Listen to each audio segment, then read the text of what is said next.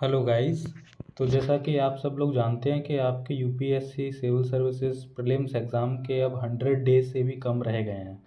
और ऐसे में अब कम समय में हम किस तरीके से अपने करंट अफेयर को डील कर सकते हैं, तो इसके लिए जो PT 365 जो आता है विज़न का, इसको एक काफ़ी रिलायबल सोर्स माना जाता है।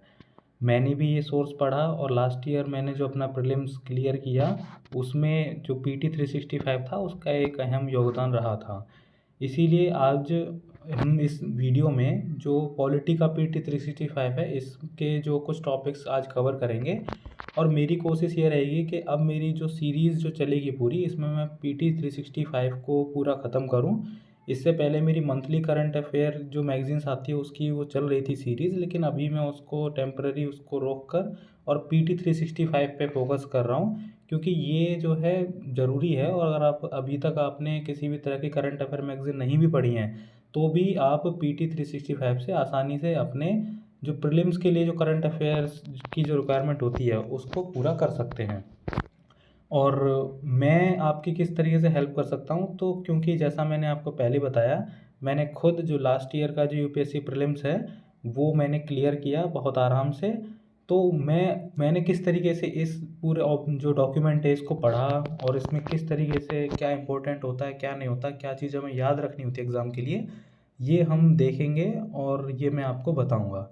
ठीक है, तो आज की इस वीडियो में हम क्या करेंगे, जो ये पॉलिटी का जो PT 365 है, इसका जो पहला जो आपको जो पॉइंट दिख रहा है, जो point number 1, issues related to constitution, ठीक है, संविधान से जुड़े हुए जो मामले हैं, तो ये जो पूरे जो 9 टॉपिक्स इसमें दे रखे हैं, ये हम आज इस वीडियो में कवर करेंगे। ठीक है, अब इससे पहले कि ये टॉपिक बाय टॉपिक चलूँ और आपको ये पूरा एक्सप्लेन करूँ, उससे पहले देखिए कुछ बातें जो हैं हमको याद रखनी है।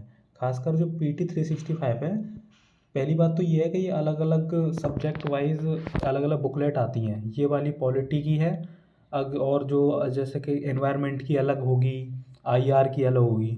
तो हर एक जो बुकलेट है वो उसको पढ़ने का अपना एक तरीका है।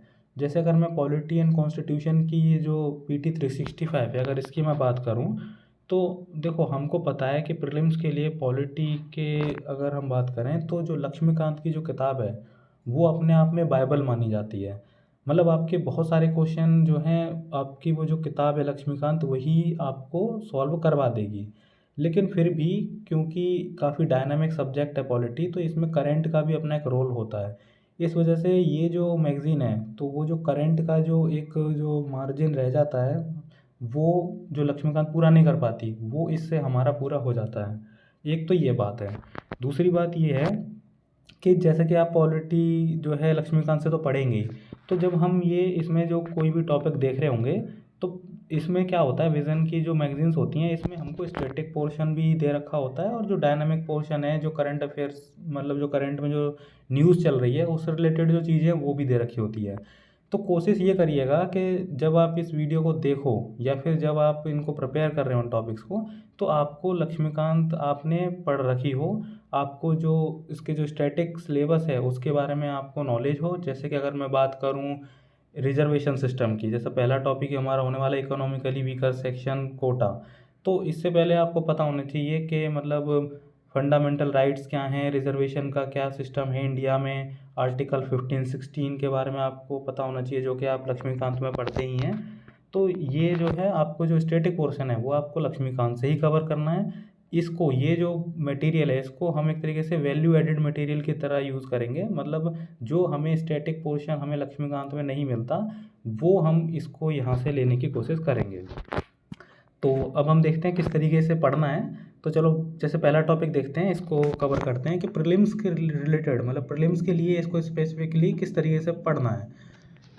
और देखो एक और मैं बात आगे बढ़ने से पहले ही बता दूं कि आप लोग पूछेंगे कि इसमें और जो मंथली करंट अफेयर मैगजीन्स आती हैं, जिसका मेरा उनका भी मेरा एक्सप्लेनेशन चल रहा है, तो उनमें और इसमें क्या डिफरेंस है। तो देखो एक मेजर डिफरेंस है जो पीटी होता है ये सिर्फ प्रीलिम्स के लिए होता है, तो इसमें जो एनालिटिकल जो पोर्शन होता है जो मंथली मैगजीन्स का, जिसमें कि आपके सिग्निफिकेंस किसी भी टॉपिक की, उसके कंसर्न, उसके एडवांटेज डिसएडवांटेज, उसका वे फॉरवर्ड, जो कि मेंस के लिए ज़रूरी होता है, वो इस मैगज़ीन में आपको नहीं देखने को मिलेगा, वो मंथली करंट अफेयर मैगज़ीन में देखने मिलेगा।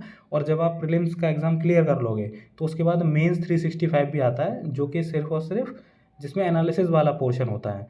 तो अगर अभी तक आपने किसी भी तरह की करंट अफेयर मैगज़ीन को फॉलो नहीं किया है तो आप उसको अभी रहने दीजिए। अब इतना टाइम भी नहीं है, क्योंकि 100 दिन से भी कम रह गए हैं आपके प्रीलिम्स एग्ज़ाम में। तो अब अपना करंट अफेयर का जो फोकस है वो आप पीटी 365 पे लगाइए। आप पीटी 365 को एक बार नहीं, 4 बार 5 बार जितनी बार हो सके उसको आपको रिवीजन करना है समझते हुए। तो आपके चांसेस ज़्यादा हैं कि आप उस क्वेश्चन को जो भी आ रहा है उससे रिलेटेड करंट का, उसको आप सॉल्व कर पाएँ। ठीक है, तो चलिए अब हो गई बहुत सारी बातें, अब आ जाते हैं मेन अपने कंटेंट पे। तो देखो, पहला जो टॉपिक है, तो मतलब पहला जो हेडिंग है वो है इश्यूज रिलेटेड टू कॉन्स्टिट्यूशन, मतलब संविधान से जुड़े हुए जो मामले हैं उसके ये टॉपिक हम देखेंगे आज के दिन। तो पहला जो टॉपिक है हमारा वो है economically weaker section quota, EWS Kota.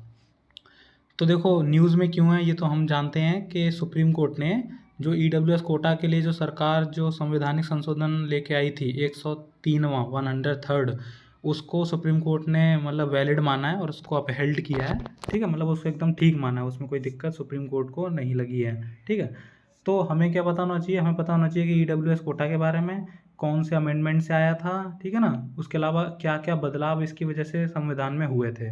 ठीक है, तो देखो 103वां जो 103rd कॉन्स्टिट्यूशनल अमेंडमेंट है उसकी वजह से उसकी वजह से ईडब्ल्यूएस कोटा जो है संविधान में लाया गया। और इस जिसमें क्या किया गया कि जो 10% जो होगा, जो 10% कोटा ईडब्ल्यूएस जो इकोनॉमिकली वीकर सेक्शन है उनको दिया जाएगा in the field of education and public employment. ठीक है, मतलब शिक्षा और जो नौकरी के क्षेत्र में उनको 10% कोटा मिलेगा।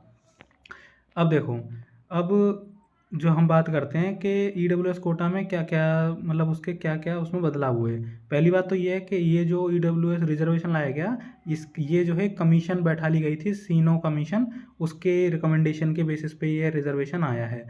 और ये किसके वजह से आया है, तो 2019 में ये लेके आया गया था बाई 103rd अमेंडमेंट एक्ट। ठीक है, अब इस अमेंडमेंट की वजह से संविधान में क्या बदलाव किए गए, तो पहली बात तो यह है कि 2 आर्टिकल इंसर्ट करे गए। कौन कौन से, आर्टिकल 15 क्लॉज 6 और आर्टिकल 16 क्लॉज 6। ठीक है ना। अब बात आती है कि ये ना आर्टिकल के बारे में, तो देखो मैंने आपको पहले ही बताया, जो स्टैटिक का पोर्शन है आप कोशिश ये करना कि लक्ष्मीकांत से आप उसको सीधे सीधे पढ़ लो। ठीक है ना, बाकी यहाँ पे भी दे रखा होता है, लेकिन आप फिर अलग अलग जगहों से पढ़ते हैं तो आप कई बार खुद याद भी नहीं रख पाते और कन्फ्यूज़ भी होते हो, इसलिए एक जगह से पढ़ लो एक बार में और बस उतना ही है। तो देखो अब यहाँ हम देखें अगर आर्टिकल 15(6), तो 15(6) में क्या कहा गया कि जो सरकार है उसको ये मतलब पावर मिल गई कि वो जो इकोनॉमिकली वीकर सेक्शन है उनके लिए प्रोविज़न कर सकती है, उनको रिजर्वेशन दिया जा सकता है। किस मामले में, जो एजुकेशन इंस्टीट्यूशंस हैं उनमें एडमिशन के मामले में। ठीक है ना, तो जो 15(6) है ये एजुकेशन जो इंस्टीट्यूशंस हैं उनमें रिजर्वेशन को इसमें सुनिश्चित किया गया। वहीं आर्टिकल 16 क्लॉज 6 जो है, यहाँ पर जो ईडब्ल्यूएस जो कैटेगरी है उसके लिए रिजर्वेशन जो अपॉइंटमेंट, मतलब जो हम बात करें अगर पब्लिक एम्प्लॉयमेंट की, सरकारी नौकरी की, तो वहाँ पर उनके प्रमोशन के, उनके अपॉइंटमेंट में, उनकी पोस्टिंग में जो रिजर्वेशन है वो आर्टिकल 16 क्लॉज 6 से लाया गया। ठीक है, तो ये 2 बातें मेन जो आपको याद रखनी है। फिर आगे बढ़ते हैं कि और क्या किया गया। तो देखो जो आर्टिकल 15 में जो अमेंड किया गया है आर्टिकल 15 क्लॉज 6 में, तो क्या किया गया कि 10% सीटें हैं वो रिजर्व होंगी किसके लिए, ईडब्ल्यूएस वालों के लिए। इसी तरीके से आर्टिकल 16 में क्या किया गया कि जो 10% जो पोस्ट होंगी, टोटल पोस्ट, उसकी 10% ईडब्ल्यूएस के लिए रिजर्व रहेंगी। ठीक है, अच्छा इसके अलावा अब क्या, मतलब कौन ईडब्ल्यूएस कैटेगरी में आएगा कौन नहीं आएगा। तो देखो पहली बात तो ये आपको याद रखनी है कि जो ईडब्ल्यूएस है वो जो अभी तक जो रिजर्वेशन चल रहा था एससी एसटी और ओबीसी के लिए, उससे एडिशन में, मतलब उनको उनका जो हिस्सा है वो तो था उतना था ही, उसमें और ऐड करके ईडब्ल्यूएस रिजर्वेशन लाया गया। ठीक है, अब इसकी जो पूरी जो मतलब कौन आता है कौन नहीं आता वो आप उसको मतलब कोई फ़ायदा नहीं है, क्योंकि प्रीलिम्स में इस तरीके के सवाल कोई पूछता नहीं है कि बताओ 5 एकड़ ज़मीन होनी चाहिए या ये होनी चाहिए या नहीं होनी चाहिए। तो आप पढ़ लेना, लेकिन इसको बहुत ज़्यादा एग्ज़ाम के लिए ज़रूरी नहीं है। इसके अलावा एक कॉन्सेप्ट चलता है क्रीमी लेयर का। क्रीमी लेयर के बारे में आपको थोड़ा पता होना चाहिए। जो क्रीमी लेयर का जो कॉन्सेप्ट है, ये जो सत्यानाथन जो कमीशन थी 1971 की, उसने इसको इंट्रोड्यूस किया था, ठीक है ना, सत्यानाथन कमीशन ने। इसमें क्या है कि वो हाउस होल्ड जिनकी एनुअल इनकम जो है वो 8 लाख या उससे ऊपर है, मतलब सालाना 8 लाख या 8 लाख से ऊपर कमा रहे हैं, वो रिजर्वेशन के लिए एलिजिबल नहीं होंगे पहली बात तो, और उनको मान लेंगे कि वो क्रीमी लेयर में आते हैं। ये जो क्रीमी लेयर का कॉन्सेप्ट है, ये जो एससी और एसटी को जो रिजर्वेशन दिया जाता है उसमें ये काम नहीं करता है। ये पहले ओबीसी में काम करता था, अदर बैकवर्ड क्लासेस के जो रिजर्वेशन था 27% उसमें, और अब ईडब्ल्यूएस जो रिजर्वेशन है इसमें भी क्रीमी लेयर का कॉन्सेप्ट काम करता है, क्योंकि 8 लाख की जो एनुअल इनकम है वो एक तरीके से कट ऑफ रखी गई है अगर आप ईडब्ल्यूएस में आते हो या नहीं उसके लिए। दूसरी बात क्रीमी लेयर में याद रखने की है कि जो इंदिरा साहनी केस है 1992 का सुप्रीम कोर्ट का, उसमें भी कुछ बातें उन्होंने भी इस क्रीमी लेयर को लेकर कहीं, जैसे कि पहली बात तो कि जो रिजर्वेशन है वो किसको दिया जाएगा, सोशली और एजुकेशनली बैकवर्ड क्लास, जिसको हम ओबीसी भी बोलते हैं, ठीक है। उसके अलावा उन्होंने बोला कि जो जितना भी जो रिजर्वेशन आप दे रहे हो टोटल, उसको 50% पे कैप कर दिया जाएगा, मतलब 50% से ज़्यादा आप रिजर्वेशन नहीं दे सकते, ठीक है। उसके अलावा कि प्रमोशन के मामले में रिजर्वेशन की मना कर दी थी इंदिरा साहनी केस में। तो ये कुछ मामला आपको पता होना चाहिए। इंदिरा साहनी केस काफ़ी इंपॉर्टेंट केस है, तो उसमें क्रीमी लेयर से रिलेटेड क्या बातें हुई, ये हो गया। अब बात करते हैं कि अभी जो हाल फिलहाल का जो सुप्रीम कोर्ट का वर्डिक्ट है, उसमें मतलब सुप्रीम कोर्ट ने जो इसको अपहेल्ड किया है जो ईडब्ल्यूएस कोटा को, तो पहली बात तो आपको ये याद रखना चाहिए, प्रीलिम्स के लिए बहुत ज़रूरी है कि जनहित अभियान versus Union of India case 2022, ये जो केस है इसमें ही सुप्रीम कोर्ट ने अपहेल्ड किया है ईडब्ल्यूएस कोटा को। तो जनहित अभियान versus Union of India case अगर वो आ जाए आपके सवाल में कि भाई ये किससे रिलेटेड है, कि भाई मतलब ये मतलब जो है, तो आपको पता होना चाहिए कि ये जो है ईडब्ल्यूएस कोटा जो है उसके रिलेटेड ये केस है। अब बात करते हैं कि इसमें क्या की पॉइंट्स हैं। तो पहली बात तो ये है कि उन्होंने माना, सुप्रीम कोर्ट ने माना कि जो इकोनॉमिक क्राइटेरिया पे अगर आप रिजर्वेशन दे रहे हो तो वो जो मूल ढांचा है संविधान का उसको वायलेट नहीं करता है, ठीक है ना, उसका उल्लंघन उससे नहीं होता। दूसरी बात ये है कि इसमें ये जो ईडब्ल्यूएस है इसमें एससी एसटी और जो ओबीसी हैं उनको इसमें इंक्लूड नहीं किया गया, उनको इससे एक्सक्लूड किया जाए, मतलब वो उसका फ़ायदा नहीं उठा सकते। ऐसा क्यों किया गया, क्योंकि डबल बेनिफिट्स को अवॉइड किया जा सके। क्यों, क्योंकि भाई उनको पहले से मिल ही रहा है रिजर्वेशन, और मान लो अगर उनको ईडब्ल्यूएस में भी रिजर्वेशन दिया जाए तो फिर तो डबल बेनिफिट हो जाएगा ना, तो इस वजह से सुप्रीम कोर्ट ने उनको एक्सक्लूड माना कि सही है। फिर जो 50% का जो रूल जो इंदिरा साहनी जजमेंट में लगाया गया इन 1992, तो देखो अब यहाँ पे क्या हुआ कि पहले ही मतलब जो 49% के करीब तो पहले से ही रिजर्वेशन था ही, ठीक है, लेकिन अब क्या है 10% और एक्स्ट्रा बढ़ा के तो 50% की लिमिट क्रॉस हो गई। तो इस तरीके से तो सुप्रीम कोर्ट को इसको मतलब नल एंड वॉइड डिक्लेयर कर देना चाहिए इंदिरा साहनी जजमेंट के हिसाब से, लेकिन सुप्रीम कोर्ट ने अपनी इस वर्डिक्ट में बोला कि जो इंदिरा साहनी जजमेंट में जो उन्होंने बोला 50% का कैप, वो ऐसा नहीं है कि वो इनफ्लेक्सिबल है या फिर इनवायलेबल है, मतलब उसको बदला जा सकता है समय के साथ। तो वही सुप्रीम कोर्ट ने इस जजमेंट में किया, ठीक है। तो ये जो है हमारा टॉपिक खत्म हो गया। तो इस तरीके से हमें प्रीलिम्स के लिए इस टॉपिक को तैयार करना है। अब आगे बढ़ते हैं, अगला जो टॉपिक है वो है सब categorisation of other backward classes. ये काफ़ी इंपॉर्टेंट टॉपिक है, पिछले 2-3 सालों से काफ़ी न्यूज़ में चल रहा है, ये आपको पता होना चाहिए। सबसे पहली बात इसमें क्या पता होनी चाहिए कि जो ओबीसी क्लासेस है, मतलब जो ओबीसी जो आप कह लो कैटेगरी है, उसमें क्या बात चल रही है, सब कैटेगराइजेशन की, मतलब कि जितने भी ओबीसी कास्ट हैं उनको रिजर्वेशन मिलता है 27%, लेकिन ओबीसी में जितनी भी कास्ट आती है ना वो सब एक ही पायदान पे नहीं खड़ी, उनमें कुछ ज़्यादा पिछड़ी हैं, कुछ कम पिछड़ी हैं, कुछ थोड़ी बहुत ही पिछड़ी हैं, लेकिन उनको रिजर्वेशन का फ़ायदा मतलब सेम दिया जा रहा है, जिससे कि जो कम पिछड़ी जो कास्ट हैं वो ज़्यादा फ़ायदा उठा पा रही हैं, और जो अति पिछड़ी हैं, जो ज़्यादा पिछड़ी हैं, वो कई बार उतना फ़ायदा उन्हें नहीं मिल पाता। तो बात ये चली कि उनको सब कैटेगराइजेशन उनका कर दिया जाए, ठीक है ना, और उसके हिसाब से रिजर्वेशन को डिवाइड कर दिया जाए उनके आपस में। अब इसमें जो मेन बात याद रखनी है वो आपको याद रखनी है कि कमीशन की, तो जस्टिस रोहिणी कमीशन बैठा ली गई है जो हमारी सेंट्रल गवर्नमेंट है उसके द्वारा, और वो क्या विचार कर रही है, वो इस सब कैटेगराइजेशन कमीशन के पूरे टॉपिक पे अपना विचार कर रही है, वो रिकमेंडेशन देगी। जस्टिस रोहिणी कमीशन याद रखनी है, ज़रूरी है, ठीक है। न्यूज़ में इसलिए आई क्योंकि देखो हुआ क्या है कि इसको एक टाइम दिया गया था कमीशन को कि आपको इतने समय के अंदर अपनी देनी है जो भी आपकी रिपोर्ट है, लेकिन ये बार बार इसका क्या हो रहा है, इसका जो टाइम है वो एक्सटेंड किया जा रहा है। तो इसीलिए इस बार न्यूज़ में इसलिए है क्योंकि इसका 14वीं बार 14th एक्सटेंशन, समझ रहे हो आप, 13 बार तो पहले ही मांग चुकी है, 14वीं बार इस बार एक्सटेंशन हुआ है और इसको अब कितना समय दिया गया है, जुलाई 31, 2023 तक का समय दिया गया है। ओबीसी रिजर्वेशन का बैकग्राउंड आपको पता होना चाहिए, ज़रूरी है। पहली जो बैकवर्ड क्लास कमीशन जो बनाई गई, बैकवर्ड क्लास कमीशन कौन से आर्टिकल में बनती है, मतलब आर्टिकल एक 340 है। आर्टिकल 340 ये कहता है कि प्रेसिडेंट क्या करे, कमीशन बनाएगा जो सोशली और एजुकेशनली बैकवर्ड क्लासेस हैं उनकी कंडीशन को इन्वेस्टिगेट करने के लिए। तो ऐसी कमीशन जो प्रेसिडेंट है अंडर आर्टिकल 340 उन्होंने बनाई 1953 में, जिसको क्या बोलते हैं, फर्स्ट बैकवर्ड क्लास कमीशन। और वो किसके अंडर बनाई गई थी, अंडर द चेयरमैनशिप ऑफ काका कालेलकर। बहुत ज़रूरी है, याद रखना है, ठीक है। उसके बाद 1953 में तो ये हुआ, उसके बाद 1979 का समय आया और उस समय दूसरी बैकवर्ड क्लास कमीशन बनाई गई, ठीक है। कौन से में, ये भी आर्टिकल 340 के तहत ही बनाई गई। तो सेकंड बैकवर्ड क्लास कमीशन किसके चेयरमैनशिप के अंदर, बीपी मंडल। तो आपने बहुत ही फेमस है, आपने सुना होगा मंडल कमीशन। तो मंडल कमीशन ने क्या बोला, अपनी रिकमेंडेशन दी और उन्होंने बोला कि भाई 27% जो रिजर्वेशन है वो ओबीसी के लिए जो है मतलब दे देना चाहिए। लेकिन 79 में ये कमीशन बैठा ली गई, 1980 तक उन्होंने अपनी रिकमेंडेशन दी थी, लेकिन एक पूरा डिकेड, पूरे 10-11 साल तक उस पर कोई विचार हुआ नहीं। लेकिन फिर जब आपके 1989 में वीपी सिंह जब हमारे प्राइम मिनिस्टर बने, तब उन्होंने मतलब इसकी जो रिजर्वेशन, मतलब ये जो मंडल कमीशन की जो रिकमेंडेशन थी उनको लागू किया और 27% रिजर्वेशन ओबीसी के लिए उन्होंने डिक्लेयर कर दिया। लेकिन जैसे ही उन्होंने डिक्लेयर किया, काफ़ी मतलब नेशन वाइड प्रोटेस्ट होने लगे उसके ऊपर और फिर ये केस चला गया सुप्रीम कोर्ट के पास। अब सुप्रीम कोर्ट ने जब अपनी जजमेंट दी तो 1992 का वो समय है जब सुप्रीम कोर्ट ने इसको सही माना, 27% रिजर्वेशन को जो ओबीसी को दिया गया। तो 27% जो रिजर्वेशन है ओबीसी को अंडर आर्टिकल 16 क्लॉज 4 वो 1992 से लागू हो गया। लेकिन ये जो केस था पूरा, इसको हम इंदिरा साहनी जजमेंट के नाम से भी जानते हैं, इंदिरा साहनी केस 1992 का, जिसमें ओबीसी कोटा पे बात चल रही थी।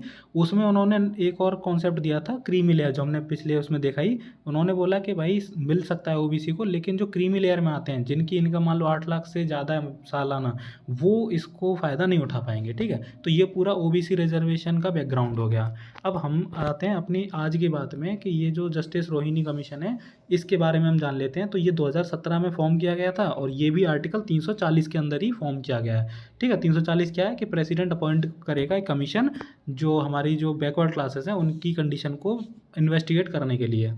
अब हम बात करते हैं कि देखो बात यहाँ क्या क्या चल रही है, सब कैटेगराइजेशन, मतलब कि उनकी कैटेगरी जो ओबीसी हैं उनमें भी अलग अलग कैटेगरी बना दो कि कौन कितने पिछड़े हैं।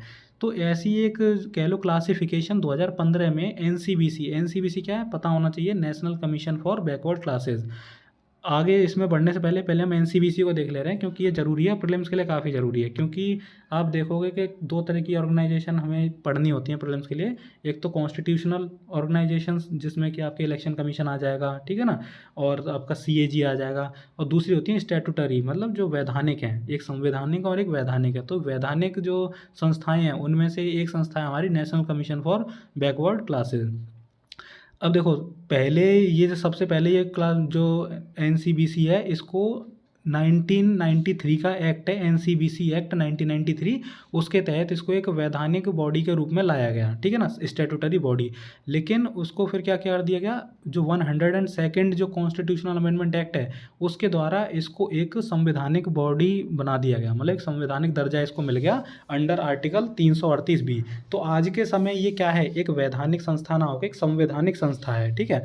और कौन से आर्टिकल में आती है, आर्टिकल 338 बी में, ठीक है ना। ये आपको बहुत ज़रूरी है, याद रखना है। 102nd जो कॉन्स्टिट्यूशनल अमेंडमेंट एक्ट है उससे इसको संवैधानिक बॉडी बनाया गया, ठीक है।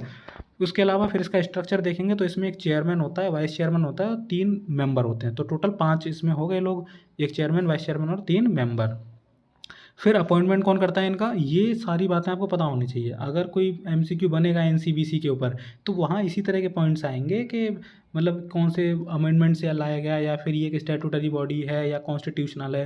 ये तो काफ़ी पूछा जाता है कि it is a constitutional body या it is a statutory body. तो मान लो ऑप्शन हुआ आपका it is a statutory body, और उसमें पूछा है कि बताओ कौन कौन से करेक्ट हैं, तो आपको पता है कि ये तो गलत है, कि स्टैट्यूटरी तो पहले थी, अब तो कॉन्स्टिट्यूशनल हो गई है। इस तरीके से आपको चीज़ें याद रखनी है और इस तरीके से आप एलिमिनेट कर पाओगे ऑप्शंस को। अब अपॉइंटमेंट कौन करता है, तो प्रेसिडेंट अपॉइंट करता है, ठीक है, जो पूरी कमीशन के जो मेंबर्स हैं उनको। उसके अलावा और जो है under is hand and seal का मतलब होता है कि मतलब वो उसकी मर्जी है जब तक वो रहेंगे, और जब चाहे वो हटा सकता है।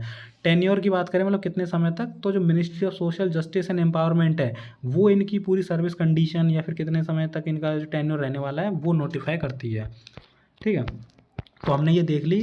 अब बात आते हैं कि 2015 में क्या हुआ कि जो एनसीबीसी है इन्होंने ओबीसी को कैटेगराइज करने के लिए एक स्कीम दी, जिसमें इन्होंने 3 कैटेगरी में बांट दिया ओबीसी को। क्या, एक्सट्रीमली बैकवर्ड क्लास, ठीक है, फिर मोर बैकवर्ड क्लास और फिर बैकवर्ड क्लास। ये तीनों किस हिसाब से बांट गई हैं, एक्सट्रीमली बैकवर्ड नाम से पता लग रहा है जो अति पिछड़े होंगे, मतलब जो पिछड़े वर्ग में भी बहुत पिछड़ी जो जातियाँ हैं उनको इसमें लाया जाएगा।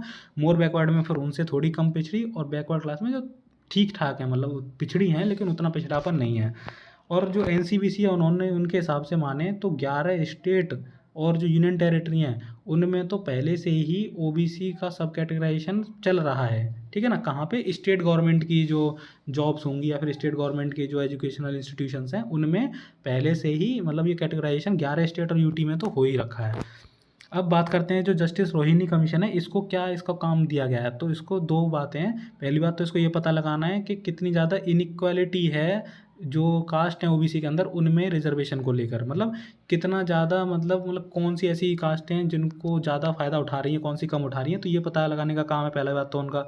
दूसरा ये है कि वो उनको एक मैकेनिज़्म तैयार करना है, कुछ मैकेनिज़्म बताएं, कुछ क्राइटेरिया, कुछ ऐसे पैरामीटर्स दें जिसके बेसिस पे ये जो सब कैटेगराइजेशन है ओबीसी का वो एक साइंटिफिक तरीके से किया जा सके। तो वो जो मैकेनिज़्म है वो भी है जस्टिस रोहिणी कमीशन ही को रिकमेंड करने का काम दिया गया है, ठीक है। तो ये हमारा यहाँ हो जाता है ये। अब इसी से जुड़ा हुआ जो रिजर्वेशन से जुड़ा हुआ ओबीसी रिजर्वेशन जुड़ा हुआ एक और मामला है जो कि न्यूज़ में है, वो है जो ओबीसी को जो रिजर्वेशन मिलता है इन लोकल बॉडीज़। लोकल बॉडीज़ मतलब म्यूनिसिपैलिटीज़ और जो पंचायती राज इंस्टीट्यूशंस हैं, ठीक है, पंचायत में और जो म्यूनिसिपैलिटीज़ में रिजर्वेशन जो ओबीसी की है, तो उससे रिलेटेड जो मुद्दा है। देखो न्यूज़ में क्यों है, तो यूपी गवर्नमेंट में, मतलब यूपी जो है उत्तर प्रदेश है, वहाँ पर क्या है कि जो लोकल बॉडी हैं उसके चुनाव होने हैं, ठीक है, म्यूनसिपैलिटी के चुनाव होने थे।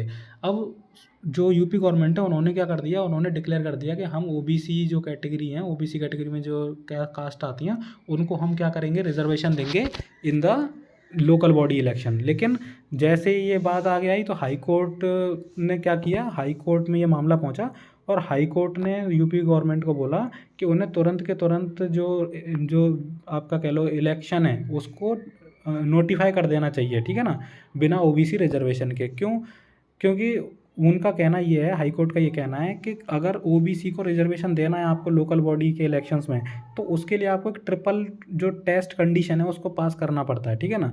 ट्रिपल टेस्ट कंडीशन क्या है ये हम देखते हैं, लेकिन इससे पहले आप एक बात और जानो, एक आर्टिकल है उसको ध्यान रखो, आर्टिकल 243, ठीक है। जो आर्टिकल 243U है, आर्टिकल 243U, उसमें क्या है, उसमें ये दे रखा है कि जो म्यूनिसिपैलिटी के जो इलेक्शन होंगे उसको उसकी जो एक्सपायरी है उससे उसके बाद उसको नहीं करा सकते, उससे पहले ही उसको कराना पड़ेगा।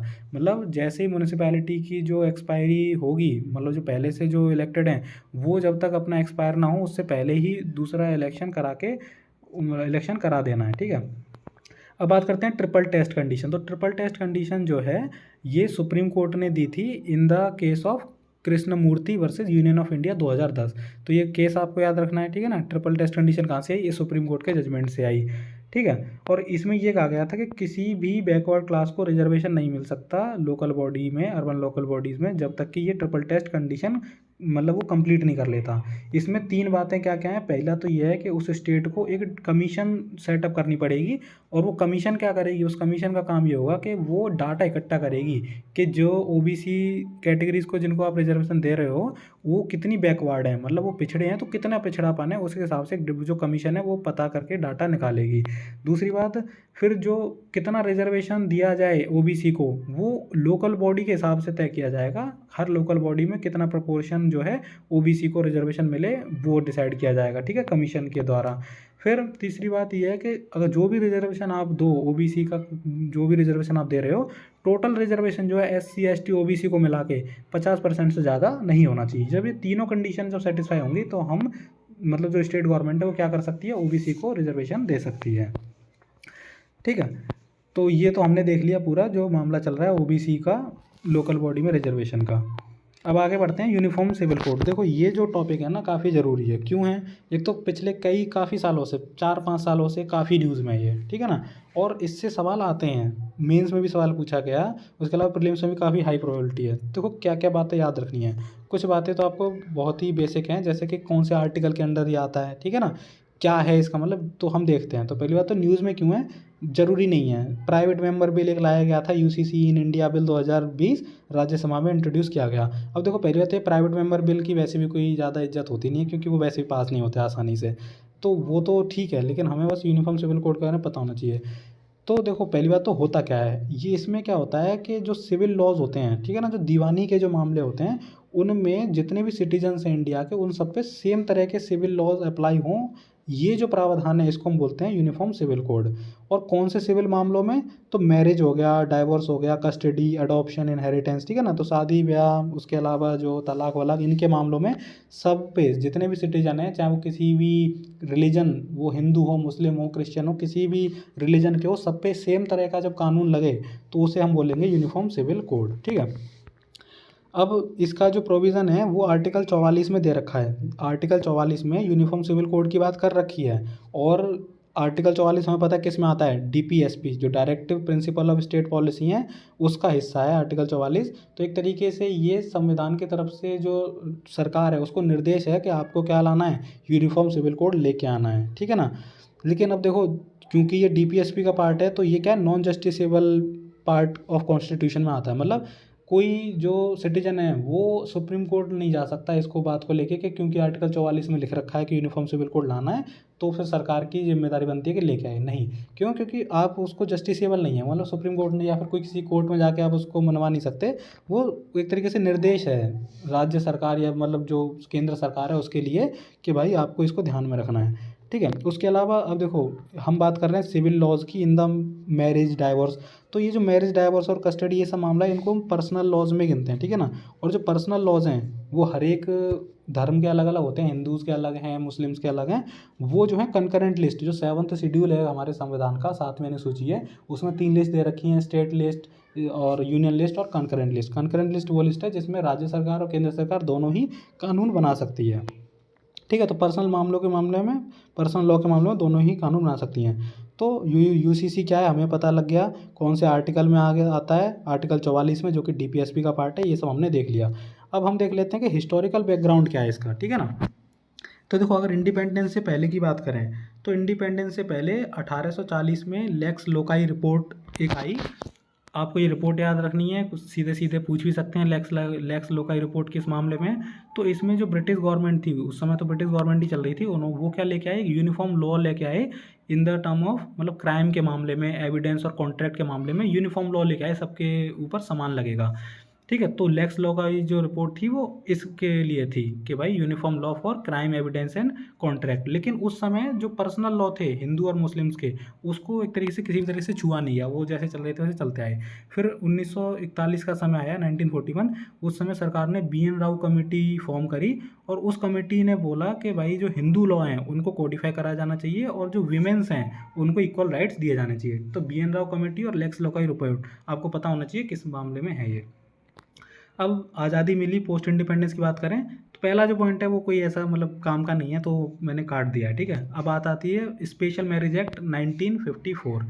तो ये आपको ज़रूरी है, ये आपको पता होना चाहिए। स्पेशल मैरिज एक्ट 1954 के बारे में आपको पता होना चाहिए। ये जो एक्ट है इसके वजह से दो अलग अलग जो धर्मों के लोग हैं वो शादी कर सकते हैं, सिविल मैरिज कर सकते हैं, जो कि लीगली वैलिड मानी जाएगी, ठीक है। फिर उसके अलावा 1955 और 56 में क्या किया गया, जो हिंदू के जो मतलब जो हिंदुइज़्म में जो पर्सनल लॉज थे उन सबको कोडिफाई कर दिया गया। तो जो हिंदू लॉज थे, पर्सनल लॉज, उनको 4 हिंदू कोड बिल में कोडिफाई किया गया और उनको 1955-56 में पास कर दिया गया। मतलब अब जितने भी हिंदू लॉज थे मतलब मैरिज डाइवोर्स को लेकर, वो एक तरीके से 4 कोड बिल में कर दिए गए। जैसे पहला कोड है वो मैरिज को लेकर है, दूसरे में आप मान लो आप इनहेरिटेंस आ जाएगा, तो इस तरीके से ये ज़रूरी है। फिर उसके अलावा फिर काफ़ी सारी सुप्रीम कोर्ट जजमेंट ने क्या किया है, जो यूनिफॉर्म सिविल कोड है इसकी वकालत करी, मतलब इसके बारे में बोला है कि भाई यूनिफॉर्म सिविल कोड लेके आओ, ज़रूरी है। कौन कौन सी जजमेंट हैं वो भी हम देख ही लेते हैं तुरंत के तुरंत। पहली है साहबानो केस और सरला मुदगल केस, ये दो तो ऐसी हैं जो आपको याद रखनी है। साहबानो केस 1985 का बहुत फेमस है। इसमें भी क्या बात हुई, उसमें भी सुप्रीम कोर्ट ने बोला कि भाई ये कॉमन सिविल कोड लेके आओ, ठीक है। उसके अलावा फिर सरला मुदगल केस 1995 का, ये भी काफ़ी ज़रूरी केस है। इसमें भी दोबारा सुप्रीम कोर्ट ने यही बोला पार्लियामेंट को कि भाई यूनिफॉर्म सिविल कोड लेके आना चाहिए आपको, ज़रूरी है। इसके अलावा एक दूसरा केस, तीसरा केस भी दे रखा है, जॉर्डन डिंग डे वर्सेस एस चोपड़ा 1985, तो उसमें भी वही बात करी गई। अब हम बात करते हैं कि अभी करंट स्टेटस क्या है पर्सनल लॉज का इंडिया में। तो देखो पर्सनल लॉज आज भी हैं, मुस्लिम पर्सनल लॉ चलता है, ठीक है ना। लेकिन अब समय के साथ क्या हो रहा है, जो पर्सनल लॉज हैं उनको कोडिफाई कर दिया गया, ठीक है, एक तरह कानून में उनको कोडिफाई कर दिया गया। जैसे कि हम हिंदू कोड बिल की बात कर रहे थे, तो हिंदू पर्सनल लॉज थे उनको 4 बिलों में कोडिफाई कर दिया गया। जैसे कि हिंदू मैरिज एक्ट हो गया, Hindu succession act, Hindu minority and guardianship act और Hindu adoption and maintenance act. तो ये 4 कोड बिल्स में इनको कोडिफाई कर दिया गया। तो ये चारों आपको पता होना चाहिए कि मतलब क्या मैटर है इनका। उसके अलावा ये जो बात बहुत ज़रूरी है कि जो हिंदू की जो डेफिनेशन है, उस हिंदू में कौन आते हैं, तो उस हिंदू में सिख, जैन और बुद्धिस्ट भी शामिल हैं। ये जो लॉ है इसके पर्पज़ के लिए, ठीक है ना। कौन सा लॉ, ये जो 4 हिंदू कोड बिल थे इनमें हिंदुओं में सिख, जैन और बुद्धिस्ट भी आते हैं। उसके अलावा मुस्लिम पर्सनल लॉ भी इंडिया में चलता है, और वो शरीयत application act and dissolution of Muslim marriage act, ये 2 एक्ट के तहत मुस्लिम पर्सनल लॉ इंडिया में एक तरीके से रिकॉग्नाइज़ किया गया है, ठीक है। उसके अलावा कुछ सेकुलर लॉज भी हैं इन मामलों में, सिविल मामलों में, जैसे स्पेशल मैरिज एक्ट हमने देखा जिसमें कि इंटर रिलीजन मैरिज की जा सकती है। फिर गार्जियन एंड वार्ड एक्ट भी है, ठीक है। इसी तरीके से अगर हम बात करें यूनिफॉर्म सिविल कोड की, तो एक सिंगल स्टेट गोवा हमें देखने को मिलता है जहाँ पे एक तरीके का यूनिफॉर्म सिविल कोड लागू है। लेकिन वो जो यूनिफॉर्म सिविल कोड है वो पूरी तरीके से कम्प्लीटली यूनिफॉर्म सिविल कोड भी नहीं उसको कहते, उसका जो नाम है उसे बोलते हैं पोर्टुगीज सिविल कोड 1867। और वो पोर्टुगीज़, हमें पता है पोर्टुगीज़ ने क्या किया, गोवा पे राज किया टिल 1961। उसके बाद फिर 1961 में इंडिया ने क्या किया, उसको वापस ले लिया गोवा को।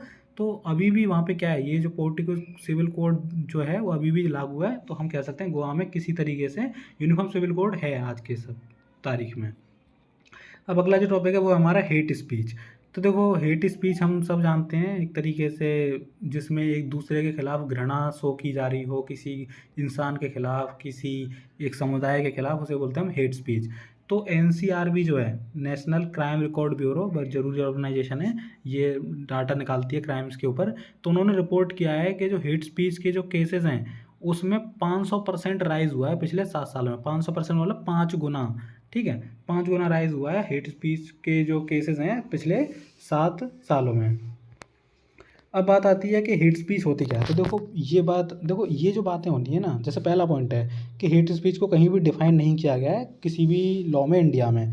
ये ज़रूरी है, प्रीलिम्स में यही जो बातें हैं ना इन्हीं पे ध्यान रखना चाहिए आपको, क्योंकि वहाँ ऑप्शन बन जाएगा कि hate speech has been defined under the IPC. तो बिल्कुल भी नहीं, ना आईपीसी ना सीआरपीसी डिफाइन कहीं नहीं कर रखा है हेट स्पीच है क्या आखिर में, ठीक है ना। तो ये आपको याद रखना है। दूसरा, हेट स्पीच होती क्या है, तो देखो डेफिनेशन तो नहीं है, लेकिन एक नॉर्मल टर्म में देखें तो बात यह है कि किसी भी ग्रुप के खिलाफ एक तरीके से घृणा फैलाने की, या फिर एक उनके खिलाफ गलत बात अगर आप करो तो उसको बोलते हैं हेट स्पीच, ठीक है ना। और इसको डील कैसे किया जाता है, तो देखो कोई डेडिकेटेड तो लॉ है नहीं हेट स्पीच को लेकर इंडिया में, लेकिन आईपीसी के कुछ सेक्शन है, जैसे कि आईपीसी का 153A और 295A, ये कुछ हद तक हेट स्पीच के मामलों में मतलब काम करता है, ठीक है। फिर उसके अलावा हेट स्पीच जो है, तो किस तरीके से हेट स्पीच की जा सकती है, तो आप बोल कर या फिर आप इमेज के थ्रू कार्टून बना के मीम बना के आप हेट शो कर सकते हो, ऑनलाइन और ऑफलाइन दोनों तरीके से, तो वो सब हेट स्पीच में ही आ जाता है। अब इंडिया में देखें कि हेट स्पीच को लेके क्या मतलब प्रावधान हैं, तो अगर संवैधानिक प्रावधान देखें, कॉन्स्टिट्यूशनल प्रोविज़न, तो आर्टिकल 19 क्लॉज 2 है। तो आर्टिकल 19 हमें पता है जो freedom of speech and expression देता है, मतलब वाणी की स्वतंत्रता हमें देता है आर्टिकल 19। उसी में आर्टिकल 19 क्लॉज 2 भी है, वो कहता है कि भाई ठीक है, freedom of speech and expression तो है ही, लेकिन वो जो है मतलब ऐसा नहीं है कि वो इनफाइनाइट तौर पर है, मतलब वो हर कंडीशन में है ही, तो ऐसा नहीं है। कुछ जो है रीजनेबल रिस्ट्रिक्शंस हैं जो कि आर्टिकल 19 क्लॉज 2 में दी गई, कि जिन पे आपकी जो वाणी की स्वतंत्रता है उस पर एक तरीके से रोक लगाई जा सकती है। और उसमें से एक क्या है, उसमें से यही है कि मतलब हेट स्पीच को रोकना भी आर्टिकल 19(2) के अंदर आता है, ठीक है। तो आपकी जो फ्रीडम ऑफ स्पीच है वो होनी चाहिए, अच्छी बात है, लेकिन वो होनी चाहिए on the condition of public order, decency और मोरालिटी, ठीक है। फिर उसके अलावा ये इंडियन पीनल कोड की बात करें, आईपीसी की 1860 की, तो इसमें मैंने बताया जो सेक्शन 153A, सेक्शन 153B, 298, ये जो सेक्शंस हैं आईपीसी के, ये डील करते हैं हेट स्पीच से, ठीक है। या फिर दूसरे जो रिलीजियस ग्रुप हैं, एक रिलीजन का कोई आदमी किसी दूसरे रिलीजन पे कोई टिप्पणी करता है, हेट स्पीच देता है, तो वो इन सब के इन सेक्शंस के थ्रू उनको डील किया जाता है। तीसरा जो है वो रिप्रेजेंटेशन ऑफ पीपल एक्ट 1951। तो आरपीआई एक्ट हम जानते हैं, ये इससे क्या होता है, ये इस एक्ट के थ्रू ही इलेक्शन इंडिया में कराए जाते हैं। तो इसके भी कुछ प्रोविज़न हैं जो हेट स्पीच को रोकने में काम करते हैं, जैसे कि सेक्शन 8 है। तो वो क्या करता है, वो किसी पर्सन मतलब जो पर्सन है उसको डिस्क्वालीफाई कर देगा इलेक्शन लड़ने से, अगर वो क्या करता है किसी भी तरीके से मतलब इलेजिटिमेट यूज़ करता है अपनी freedom of speech and expression का, मतलब अपनी बातों में एक तरीके से घृणा शो कर रहा है किसी ग्रुप के खिलाफ, तो सेक्शन 8 के तहत उसको डिस्क्वालीफाई कर दिया जाएगा। फिर सेक्शन 123 क्लॉज 3 है और सेक्शन 125 भी हैं। ये भी क्या करता है, ये भी जब कोई भी मतलब उम्मीदवार धर्म के नाम पे, जाति के नाम पे क्या करेगा, एक तरीके से मतलब दो समाज को लड़ाने की कोशिश करेगा, तो उस केस में क्या करते हैं, उसको डिस्क्वालीफाई कर दिया जाएगा। फिर protection of civil right act 1955 ये भी है, तो इसका सेक्शन 7 ये कहता है कि किसी भी तरीके से जो छुआछूत है, मतलब छुआछूत जिसे हम बोलते हैं अनटचेबिलिटी, उसको बढ़ावा देगा, तो वो भी क्या है, वो भी इसमें मतलब पेनलाइज किया जाएगा। तो ये 4 हमारे प्रोविज़न हमने देख लिए, ये कॉन्स्टिट्यूशनल प्रोविज़न, और ये 4 है, जो 3 एक्ट हैं, इनमें कहीं ना कहीं हेट स्पीच के मामले में दे रखा है। लेकिन आपसे कोई कहे कि हेट स्पीच के लिए कोई लॉ है इंडिया में डेडिकेटेड, तो नहीं है, अभी तक तो नहीं है। बातें चल रही हैं कि हेट स्पीच के लिए एक डेडिकेटेड लॉ लेके आना चाहिए, ठीक है, और डेफिनेशन भी हेट स्पीच की कहीं भी दे नहीं रखी है। अगला जो टॉपिक हमारा वो है सेडिशन। सेडिशन का अगर हिंदी में बात करें तो सेडिशन को बोलते हैं देशद्रोह या फिर राजद्रोह, ठीक है ना, मतलब देश के खिलाफ एक तरीके से जो द्रोह करते हैं वो सेडिशन के केस वो सेडिशन में आता है। तो न्यूज़ में क्यों है, सुप्रीम कोर्ट जो है, पहली बात तो ये जो सेडिशन का लॉ है इंडिया में 152 साल पुराना है। आप सोच के देखिए कि जो अंग्रेज़ों के ज़माने से चला आ रहा है, तो सुप्रीम कोर्ट ने इस 152 साल पुराने सेडिशन लॉ को किस में आता है, सेक्शन 124 ऑफ आईपीसी। तो आईपीसी का जो सेक्शन 124A है उसको क्या कर दिया गया है, इफेक्टिवली केप्ट इन अबेयंस, मतलब उसको एक तरह से रोक लगा दी है सुप्रीम कोर्ट ने हाल फिलहाल। जो सेडिशन का जो कानून है जो कि सेक्शन 124A ऑफ आईपीसी के अंडर आता है, उसको हाल फिलहाल उस पर रोक लगा दी है, और जो यूनियन गवर्नमेंट है, सेंट्रल गवर्नमेंट है, उससे बोला है कि आप इसके प्रोविजंस को रिकन्सिडर करिए, ठीक है।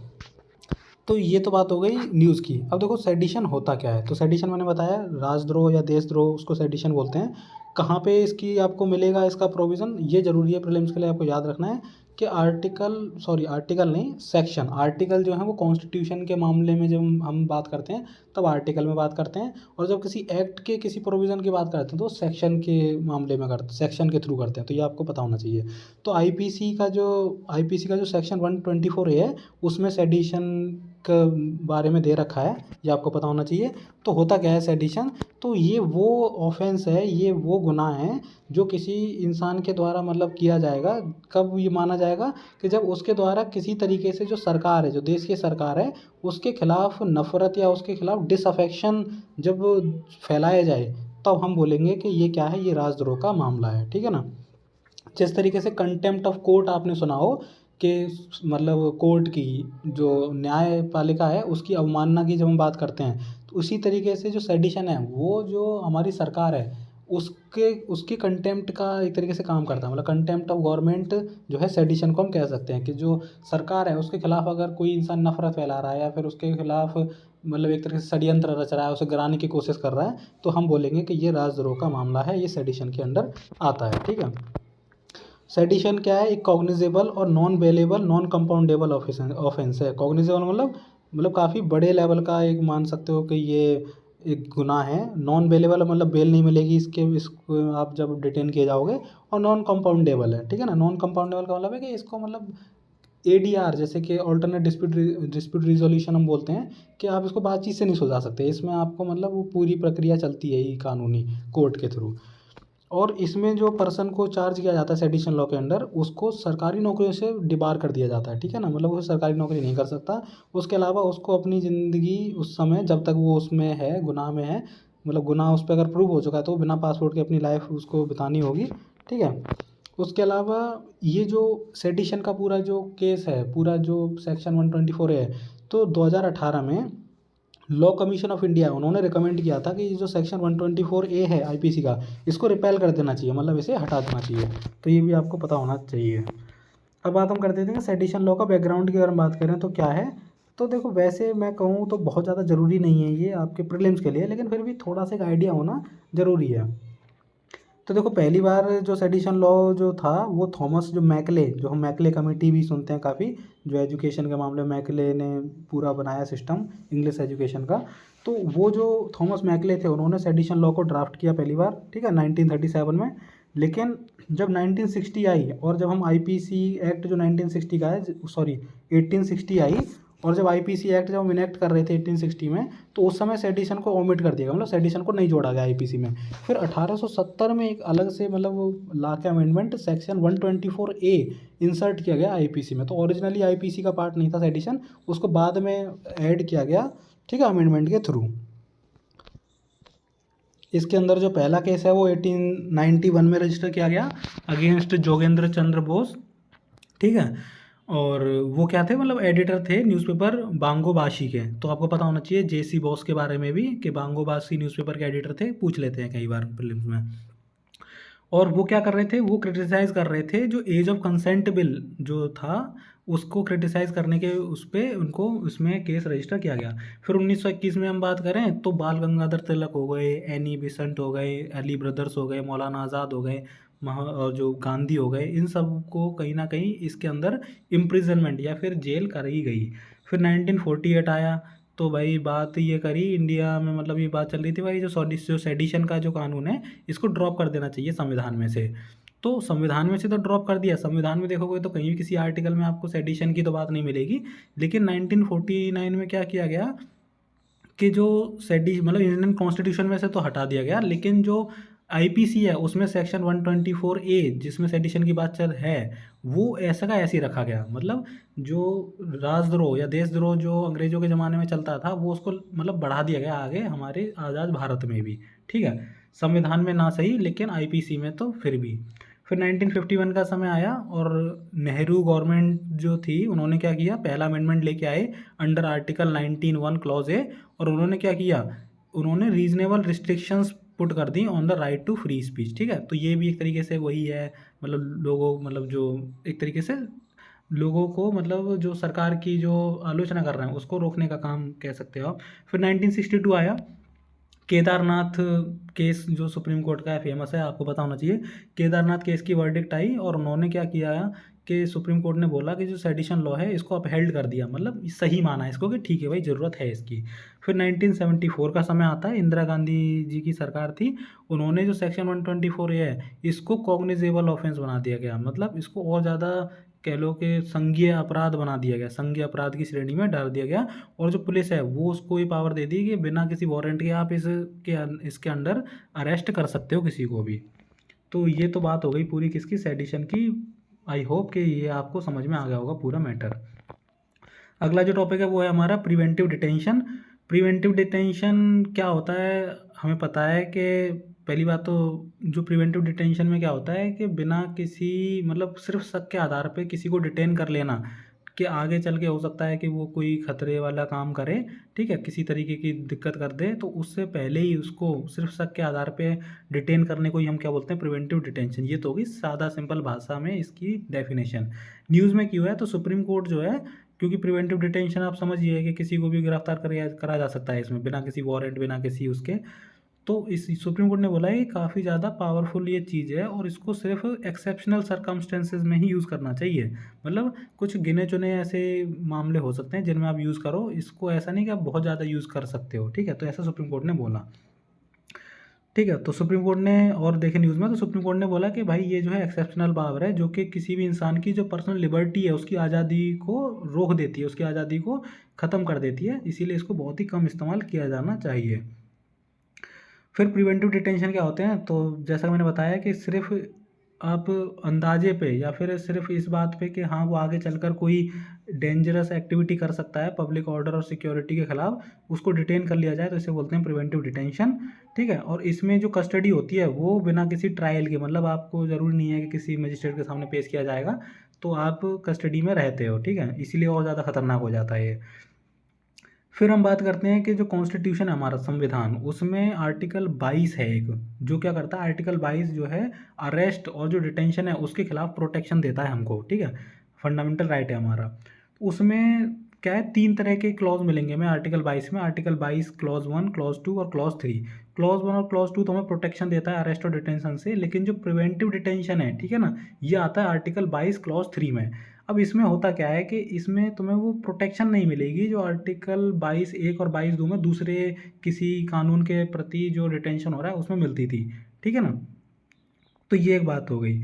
अब हम थोड़ा सा देख लेते हैं इसका जो स्टैटिक पोर्शन है, फिर मैं दोबारा वही बोलूँगा, जो लक्ष्मीकांत की किताब है वो बहुत बढ़िया किताब है, उससे आप ये जो स्टैटिक का पोर्शन है उसे कवर करो, ठीक है, जिससे आपको पता रहे, मतलब और ज़्यादा अच्छा रहेगा। तो यहाँ हम देख लेते हैं, तो यहाँ भी वैसे वही बात दे रखी है। तो आर्टिकल 22(1) में क्या है, 22(1) में बोल रखा है कि कोई भी किसी भी पर्सन को डिटेन नहीं किया जा सकता बिना उसको बताए कि उसको मतलब डिटेन क्यों किया जा रहा है, मतलब उसके अरेस्ट के कारण बताए बिना उसको डिटेन नहीं किया जा सकता, ऐसा आर्टिकल 22 क्लॉज 1 में दे रखा है, ठीक है।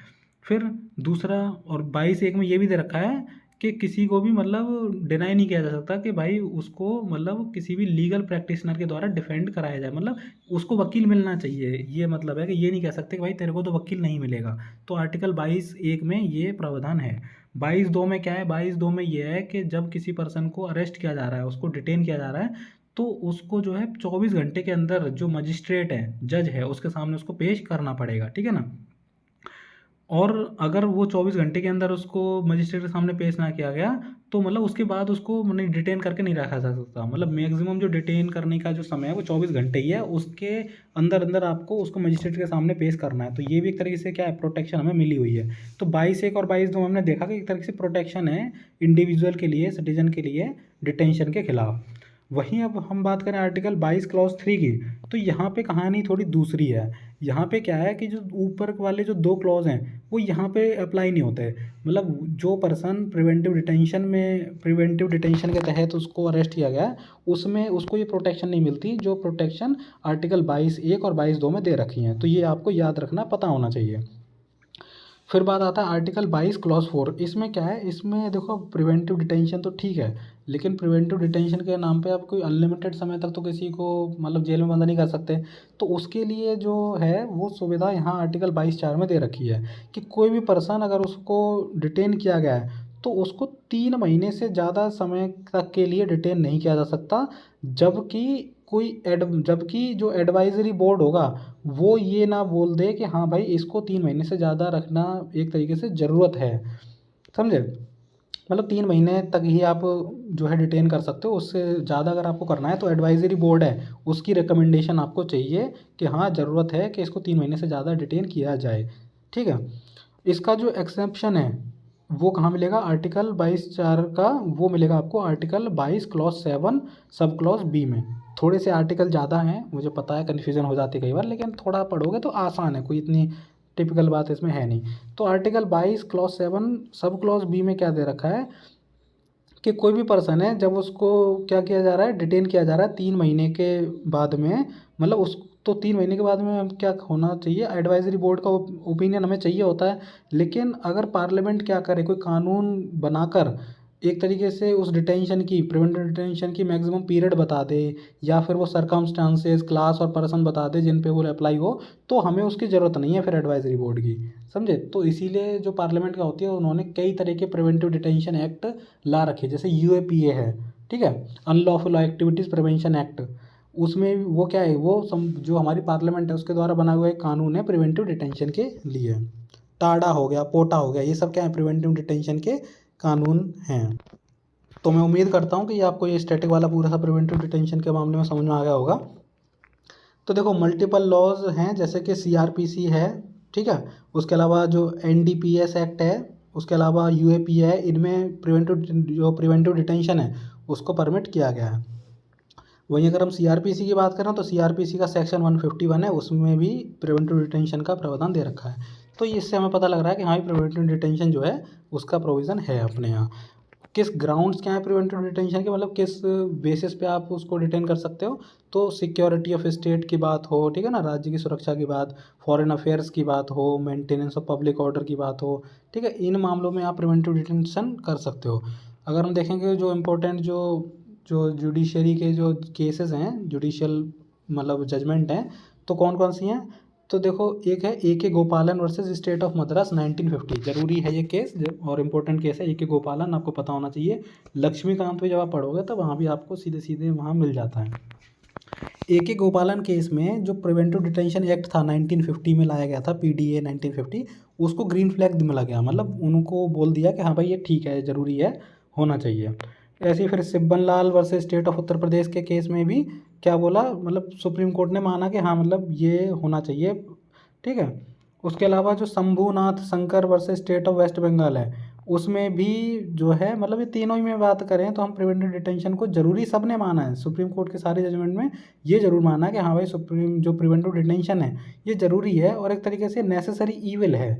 हमें पता है कि कहीं ना कहीं ये इससे हमारे मौलिक अधिकारों का हनन तो होता है, लेकिन फिर भी ये एक तरीके की वो कड़वी दवा है जो कि देना ज़रूरी भी है कई बार पब्लिक ऑर्डर को मेंटेन रखने के लिए। तो जब हमें लगता है कि भाई कोई इंसान किसी तरह का उपद्रव कर सकता है तो हमें उसे प्रिवेंटिवली डिटेन करना चाहिए, वरना दिक्कतें और बढ़ा सकता है वो आगे चल के, ठीक है। तो ये हो गए हमारे केसेस। अब अगला जो टॉपिक है हमारा वो है अनलॉफुल एक्टिविटीज़ प्रिवेंशन एक्ट। तो वही हमने अभी पहले ही बात करी, यूएपीए क्या है, सरकार लेकर आई थी यूएपीए 1967 में, तो एक तरीके से ये भी प्रिवेंटिव डिटेंशन एक्ट ही है, ठीक है। तो अब इसको हम देख लेते हैं, तो ये न्यूज़ में क्यों है, तो सेंटर जो हमारी सेंट्रल गवर्नमेंट है, तो एक ऑर्गेनाइजेशन है, आपने काफ़ी सुना होगा, काफ़ी न्यूज़ में रही थी, popular front of India PFI, इसको एक अनलॉफुल ऑर्गेनाइजेशन या फिर अनलॉफुल एसोसिएशन डिक्लेयर कर दिया है। किसके तहत, जो अनलॉफुल एक्टिविटीज़ प्रिवेंशन एक्ट है, यूएपीए एक्ट है, उसके अंदर इसको एक अनलॉफुल एसोसिएशन डिक्लेयर कर दिया है पीएफआई को सेंटर ने। ये तो न्यूज़ हो गई, लेकिन देखो अब ये इतना ज़रूरी नहीं है कि हाँ भाई पीएफआई को किया या नहीं किया, लेकिन यूएपीए क्या है, इसके क्या प्रावधान है, ये ज़्यादा ज़रूरी है प्रीलिम्स के लिए। तो यूएपीए क्या है, हमें पता है यूएपीए एक्ट 1967 में आया, और ये किस लिए लाया गया था, ये जो आपके जो अनलॉफुल एक्टिविटीज़ हैं, ठीक है, जो गैर कानूनी कृत्य हैं उनको प्रिवेंट करने के लिए ये जो कानून है उसको लेके आया गया, ठीक है। और जो टेररिस्ट एक्टिविटीज़ होती हैं, ठीक है, टेररिस्ट एक्टिविटी से डील करने के लिए भी इस कानून का काफ़ी इस्तेमाल होता है। तो क्या है, दो चीज़ें हैं, एक तो जो अनलॉफुल एक्टिविटीज़ किसी भी इंसान या फिर किसी एसोसिएशन के द्वारा की जाए उसको रोकने के लिए, और दूसरा जो टेररिस्ट एक्टिविटीज़ हैं उनको डील करने के लिए यूएपीए कानून लाया गया। और इस कानून में अनलॉफुल एक्टिविटी मतलब है क्या, अनलॉफुल एक्टिविटी से मतलब क्या है, तो अनलॉफुल एक्टिविटी इस कानून में डिफाइन कर रखी है कि वो एक्टिविटी जिससे आप भारत को तोड़ने की आप कोशिश करो, या फिर भारत की जो संप्रभुता है, सोवरेनिटी है, उस पर आप सवाल उठाओ, ठीक है ना, या फिर भारत की अखंडता को मतलब डिस्टर्ब करने की बात करो, उससे हम बोलेंगे अनलॉफुल एक्टिविटी। आगे देखते हैं, तो अब देखो यूएपीए के हमें प्रोविजंस पता होने चाहिए, ज़रूरी है। तो इसमें क्या है कि जो केस जो दायर होगा यूएपीए के अंदर, वो दोनों ही उसमें इन्वेस्टिगेशन कर सकती हैं, मतलब स्टेट पुलिस भी उसमें इन्वेस्टिगेशन कर सकती है, और एनआईए सेंटर की तरफ से कौन है, एनआईए है, नेशनल इन्वेस्टिगेशन एजेंसी, वो कर सकती है इन्वेस्टिगेट, ठीक है। उसके अलावा यूएपीए के अंतर्गत जो सेंट्रल गवर्नमेंट है वो ऑल इंडिया बैन लगा सकती है एसोसिएशन पे। जैसे पीएफआई के केस में हम देख रहे हैं कि ऑल इंडिया बैन लगा दिया, मतलब पूरे भारत में फिर उसका कहीं कोई काम चल नहीं सकता, बैन हो गया उस पर। और इसी एक्ट में एक ट्राइब्यूनल की व्यवस्था भी करी गई है, मतलब अगर मान लो जो ऑर्डर है या फिर जो सेंटर का जो डिसीजन है उसके खिलाफ अगर आपको जाना है उस ऑर्गेनाइजेशन को, तो ट्राइब्यूनल का व्यवस्था करी गई है, उसमें जाके आप सुनवाई करवा सकते हो। उसके अलावा दोनों ही, मतलब इंडियन नेशनल्स तो ठीक है, इंडियन सिटीजन्स को तो है ही एप्लीकेबल, फॉरेन नेशनल्स को भी इसमें चार्ज किया जा सकता है, ये ज़रूरी बात है। प्रीलिम्स में अलग से आपको एक ऑप्शन मिल जाएगा लिखा हुआ कि it is applicable to only Indian nationals. तो आपको क्या लगेगा कि यार इंडिया का तो कानून है तो इंडियन नेशनल्स पे ही लगना चाहिए, फॉरेनर्स पे क्यों लगेगा। लेकिन वहीं आपका ये सवाल हो जाएगा गलत। तो इस तरीके से हमको पढ़ना है कि हमको हर पॉइंट में ये देखना है कि यार इससे ऑप्शन क्या बन सकता है। तो बिल्कुल, तो ये आपको पता होना चाहिए कि जो यूएपीए एक्ट है दोनों के लिए एप्लीकेबल है, इंडियन नेशनल्स और फॉरेन जो नेशनल्स हैं, विदेशी जो लोग हैं उन पे भी इसमें चार्ज किया जा सकता है, ठीक है। और इतना ही नहीं, उसके अलावा जो इंडिया में क्राइम हो रहा है उस पर तो ठीक है, इंडिया के बाहर भी अगर फॉरेन लैंड पे भी अगर क्राइम किया जा रहा है इंडिया के खिलाफ तो उसको भी इसमें कमिट किया जा सकता है, ठीक है। अब दूसरे अगर हम बात करें जो दूसरे लॉज थे प्रिवेंटिव डिटेंशन के लिए इंडिया में, तो मैंने आपको बताया सबसे पहला जो था वो तो पीडीए था, प्रिवेंटिव डिटेंशन एक्ट 1950, ठीक है। फिर मीसा एक एक्ट जो है इंदिरा गांधी गवर्नमेंट में आया, 1971 से 77 तक रहा वो।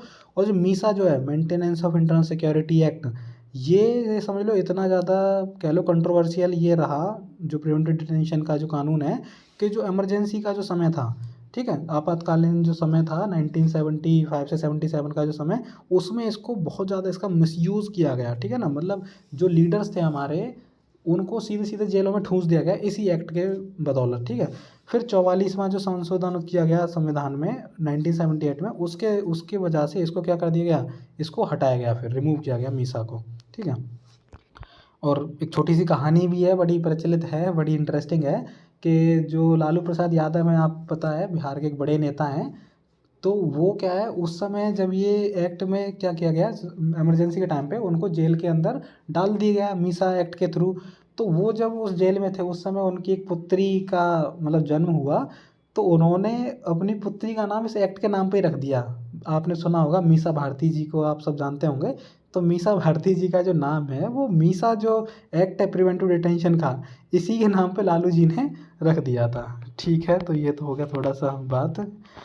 फिर अब आगे बढ़ते हैं, तो अब ऐसी एक और foreign exchange and prevention of smuggling activity act 1974, तो ये भी है। उसके अलावा टाडा है, पोटा है, ठीक है। तो ये सब क्या है, प्रिवेंटिव डिटेंशन के एक्ट थे।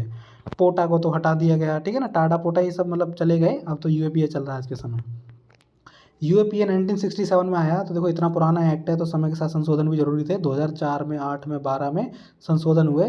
2019 का लेटेस्ट संशोधन है जो कि काफ़ी इंपॉर्टेंट है, काफ़ी उसमें मेजर चेंज किया गया, देख लेते हैं क्या है। तो यूएपीए एक्ट में 2019 में जो संशोधन किया गया उसमें जो मेन बात जो ये थी, उससे पहले क्या होता था ना कि कोई ऑर्गेनाइजेशन होती थी उस पर तो बैन लगाया जा सकता था कि भाई कोई ऑर्गेनाइजेशन है वो टेररिस्ट एक्टिविटीज़ में शामिल है, उस पर हम बैन लगा सकते थे। लेकिन इंडिविजुअल पे बैन लगाने का कोई प्रोविज़न था नहीं। मतलब कोई एक सिंगल आदमी है, मान लो, होता क्या था, इसका मिसयूज़ कैसे हो रहा था कि कोई ऑर्गेनाइजेशन है और मान लो वो टेररिस्ट एक्टिविटी में जुड़ी हुई है, तो उस ऑर्गेनाइजेशन में कुछ लोग होंगे जो उस टेररिस्ट एक्टिविटीज़ को अंजाम दे रहे होंगे।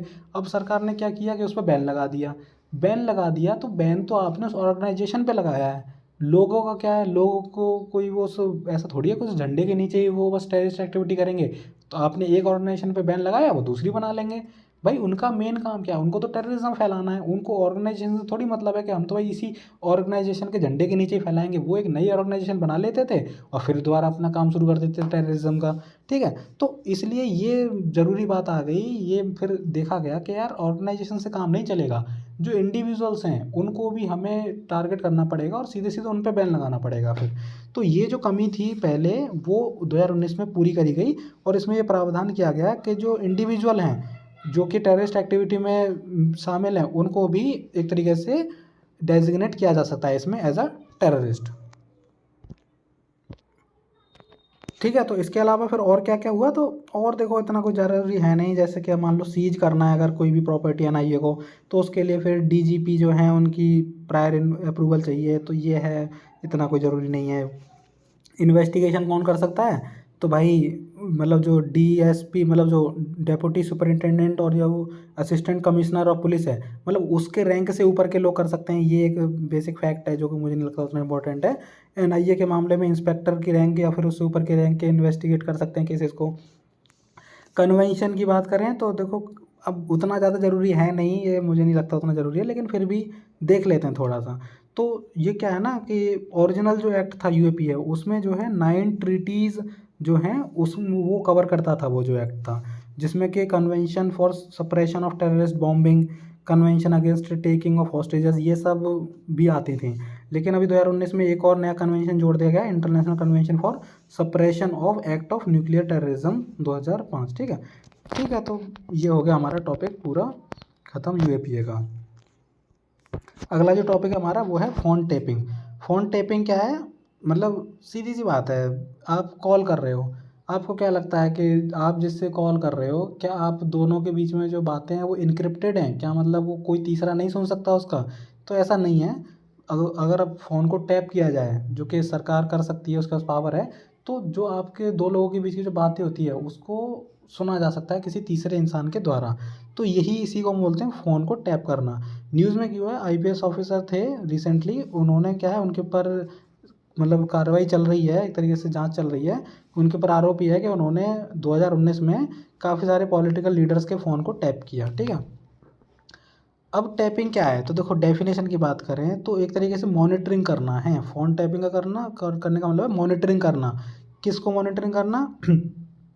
कॉल को, फ़ोन को, किसी के फ़ोन किसी पे बात हो रही है, चाहे वो इंटरनेट के थ्रू हो रही हो या फिर डायरेक्टली सेलुलर जो हमारे जो फ़ोन्स होते हैं उसके थ्रू हो रही हो, उसको जब कोई थर्ड पार्टी मॉनिटर करती है, कैसे? सीक्रेट मीन्स मतलब मतलब चुपचाप, मतलब गोपनीयता से, मतलब आपको बिना पता लगे जब कोई तीसरी पार्टी आपको मॉनिटर कर रही है आपकी बातों को, उसे हम बोलेंगे क्या? Phone tapping. ठीक है। उसके अलावा पहली बार ये USA में शुरू हुई थी 1990s में, सीधी सी बात है। उसके अलावा क्या किस ग्राउंड्स पे फ़ोन टैप किया जा सकता है? तो देखो बात ये है कि फ़ोन टैपिंग अपने आप में कोई बुरी चीज़ नहीं है। हाँ, अगर आपको उसको गलत बेसिस पे आप उसका गलत फ़ायदा उठा रहे हो फ़ोन टैपिंग का, दूसरे के जो मौलिक अधिकार हैं, राइट टू प्राइवेसी है, उसको आप वो कर रहे हो तो गलत है। लेकिन अगर मान लो कोई टेररिस्ट है, इंडिया में घूम रहा है, अगर आप उसकी बातें सुन रहे हो तो बताओ वो तो लीगल है ना। तो कुछ ग्राउंड्स हैं जिस पे फ़ोन टैपिंग मतलब अलाउड है। पहली बात है sovereignty and integrity of India. जब जब भारत की संप्रभुता या फिर भारत की अखंडता की बात आएगी, वहाँ पे फ़ोन टैपिंग बिल्कुल अलाउड है। सिक्योरिटी ऑफ स्टेट, हमारे अगर जो राज्य की देश की सुरक्षा की बात है तब, दूसरे देशों के साथ हमारे जो फ्रेंडली रिलेशन है उनके मामलों में भी, और जो पब्लिक ऑर्डर है, ठीक है ना, वो मेंटेन रहे, तो इस मामलों में हम क्या कर सकते हैं? फ़ोन टैपिंग कर सकते हैं। अब फ़ोन टैपिंग कर सकते हैं तो कोई तो कानून होगा जिसके तहत इसके प्रावधान कर रखे होंगे। तो हाँ, ये आपको याद रखना है, ज़रूरी है। इंडियन टेलीग्राफिक एक्ट 1885 बहुत ज़रूरी एक्ट है, ये पता होना चाहिए। इंडियन टेलीग्राफिक एक्ट 1885 में क्या है कि दोनों सेंट्रल और स्टेट गवर्नमेंट के पास ये राइट है कि वो फ़ोन्स को टैप कर सकती है। ठीक है, स्टेट की बात करें तो उसमें जो पुलिस होती है उसके पास पावर होती है, और सेंट्रल गवर्नमेंट की बात करें तो उसमें 10 एजेंसियां हैं जिनको ये पावर दे रखी है, जैसे कि IB हो गया, CBI हो गया, ED हो गया। ठीक है, इन सबको ये पावर दे रखी है कि भाई तुम फ़ोन टैप कर सकते हो। अब इसके मतलब सेफ गार्ड्स क्या हैं? देखो अब ये खतरनाक चीज़ हमें पता है कि आपकी प्राइवेसी का तो फिर कुछ रहेगा ही नहीं अगर आसानी से एक फ़ोन टैप होने लगे आपके। तो इसको सेफ गार्ड आपको क्या है इसके खिलाफ जो संविधान में और कानून में दे रखे हैं? तो पहली बात यह है, 7th शेड्यूल जो हमारे संविधान का 7वें अनुसूची है, उसमें जो टेलीफोन है along with the communication devices, उसको यूनियन लिस्ट में रखा गया है अंडर एंट्री 31। तो 31वें नंबर की एंट्री है यूनियन लिस्ट में। तो पहली बात तो यह है कि इसके ऊपर जो कानून बनेंगे कम्युनिकेशन डिवाइसेस और टेलीफोन के ऊपर, वो केंद्र सरकार बना सकती है, राज्य सरकार नहीं बना सकती। ठीक है, यूनियन लिस्ट का पार्ट है। दूसरा, आर्टिकल 19 जो हमारे संविधान का, जो कि एक फंडामेंटल राइट है, जो कि बोलता है कि everyone has a right to free speech and expression. तो फ्रीडम ऑफ स्पीच की बात करता है वो, ठीक है ना, वाणी की स्वतंत्रता की बात करता है। तो वो भी एक तरीके से क्या है कि अगर कोई इंसान फ़ोन पे बात कर रहा है तो वो क्या यूज़ कर रहा है? अपने आर्टिकल 19 के तहत अपने राइट को यूज़ कर रहा है। ठीक है ना, तो कोई भी सरकार उसके उस राइट को छीन नहीं सकती, क्योंकि वो एक फंडामेंटल राइट है, जब तक कि आर्टिकल 19 क्लॉज 2 के अंदर अगर कोई ऐसी कंडीशन ना आ जाए कि भाई करना ज़रूरी है। ठीक है, तो जो रीजनेबल रिस्ट्रिक्शंस हैं इस एक्ट में आर्टिकल 19 क्लॉज 1 में, वो आर्टिकल 19 क्लॉज 2 में दे रखी हैं कि मान लो पब्लिक ऑर्डर है, ठीक है ना, या फिर सिक्योरिटी ऑफ स्टेट है, इनके मामले में तो सरकार क्या कर सकती है, मतलब आपकी जो फ्रीडम है उसको कर्टेल कर सकती है, बाकी नहीं कर सकती। ऐसी आर्टिकल 21 है, वो क्या बात करता है, आर्टिकल 21 में वैसे राइट टू लाइफ आती है, right to life and personal liberty, लेकिन उसी में एक बहुत ही मेन चीज़ क्या आ गई है, right to privacy. Right to privacy कहाँ से आई है, 2017 का सुप्रीम कोर्ट का एक फेमस जजमेंट है केएस पुत्तास्वामी केस का, पता होना चाहिए आपको। उसमें जो सुप्रीम कोर्ट है उसने बोला कि राइट टू प्राइवेसी भी क्या है, एक फंडामेंटल राइट है हमारा अंडर आर्टिकल 21, ठीक है। प्राइवेसी मतलब निजता, निजता का अधिकार। तो ये है। फिर उसके अलावा इंडियन टेलीग्राफिक एक्ट हमने पता ही है कि उसमें तो रेगुलेट किया जा रहा है, कैसे किया जा रहा है। तो देखो इंडियन टेलीग्राफिक एक्ट में पहली बात तो बता दिया कि भाई स्टेट गवर्नमेंट और सेंट्रल गवर्नमेंट दोनों कर सकती हैं। कैसे कर सकती हैं, तो इसका जो ऑर्डर होगा ना टैपिंग का, वो पहली बात तो सिर्फ जो सेक्रेटरी होता है, जो सचिव होता है union ministry of home affairs में, वही इसका ऑर्डर इश्यू कर सकता है, ठीक है। उसके अलावा स्टेट की बात करें तो स्टेट में जो स्टेट काउंटर पार्ट होगा, मतलब जैसे secretary union ministry of home affairs में है, वैसे राज्य का जो गृह मंत्रालय होता है उसका जो सेक्रेटरी होगा वो स्टेट के मामले में ऑर्डर दे सकता है, ठीक है। तो ये इसका हो गया प्रोविज़न, हमने देख लिया, ठीक है। अब बात करते हैं, तो ये तो टॉपिक हो गया हमारा। अब चलते हैं अगले टॉपिक है जो है right to be forgotten. Forgotten हमें पता है मतलब होता है भूल जाना, तो मतलब भूल जाने का अधिकार, क्या मतलब है इसका। तो देखो न्यूज़ में क्यों आया, तो सुप्रीम कोर्ट ने पहली बात तो, सुप्रीम कोर्ट ने जो उनकी रजिस्ट्री होते हैं, मतलब सुप्रीम कोर्ट में होता है ना काफ़ी ज़्यादा, मतलब सामान को, मतलब सामान क्या, मतलब जो डॉक्यूमेंट्स हैं उनको रजिस्ट्री उनकी करी जाती है, रखे जाते हैं संभाल के। तो उसमें क्या डॉक्यूमेंट्स में बहुत सारी इन्फॉर्मेशन होती है, किसी की पर्सनल इन्फॉर्मेशन भी होती है। तो सुप्रीम कोर्ट ने डायरेक्ट किया रजिस्ट्री को कि एक कपल थे, उनकी जो डिटेल है उसको रिमूव कर दिया जाए, ठीक है ना। कहाँ से, पूरा मतलब जो सर्च इंजन है और जो इंटरनेट है उससे उसको क्या कर दिया जाए, उसको रिमूव कर दिया जाए, ठीक है। तो ये तो हो गया न्यूज़। अब बात आती है कि राइट टू बी फॉरगॉटन है क्या। तो देखो राइट टू बी फॉरगॉटन एक तरीके का अधिकारी है, ठीक है। तो उसमें क्या होता है कि ये वो अधिकार है आपका जिसमें कि आप, जो आपकी जो इन्फॉर्मेशन जो पब्लिकली अवेलेबल है, तो आपकी कुछ पर्सनल इन्फॉर्मेशन होगी, ठीक है, जो कि पब्लिकली अवेलेबल होगी, इंटरनेट पे हो सकती है, सोशल मीडिया पे हो सकती है, उसको रिमूव कर दिया जाए, ठीक है। तो उसको हम बोलेंगे राइट टू बी फॉरगॉटन। तो इंटरनेट पे है तो उसको वहाँ से रिमूव कर दिया जाए, या फिर कोई वेबसाइट पर है या फिर किसी दूसरे प्लेटफॉर्म पर है, तो जब जब आपकी जो पर्सनल इन्फॉर्मेशन है अगर वो आपकी अवेलेबल है किसी भी पब्लिकली, तो उसको क्या कर दिया जाए, उसको जब रिमूव कर दिया जाए, उसको हटा दिया जाए, कब, जब उसका कोई काम ना रह गया हो, मतलब नो लॉन्गर नेसेसरी, तब हम क्या बोलेंगे कि वो है राइट टू बी फॉरगॉटन, ठीक है। ये ज़रूरी क्यों है, देखो सीधी सी बात है, कई बार क्या होता है कि आपकी कई बार बहुत ज़्यादा इंपॉर्टेंट मतलब पर्सनल इन्फॉर्मेशन होती हैं। कोई वेबसाइट है, आप उस वेबसाइट पे जा रहे हो, अपनी इन्फॉर्मेशन डाल रहे हो, अब वो आपका जो काम था वो काम हो गया, अब वो वेबसाइट अपने पास उस इन्फॉर्मेशन को रखे और मान लो पब्लिकली अवेलेबल भी हो, कोई दूसरा भी देख सके, तो इससे आपका जो राइट टू प्राइवेसी है वो खतरे में आता है ना, उसका हनन होता है, जो कि फंडामेंटल राइट है।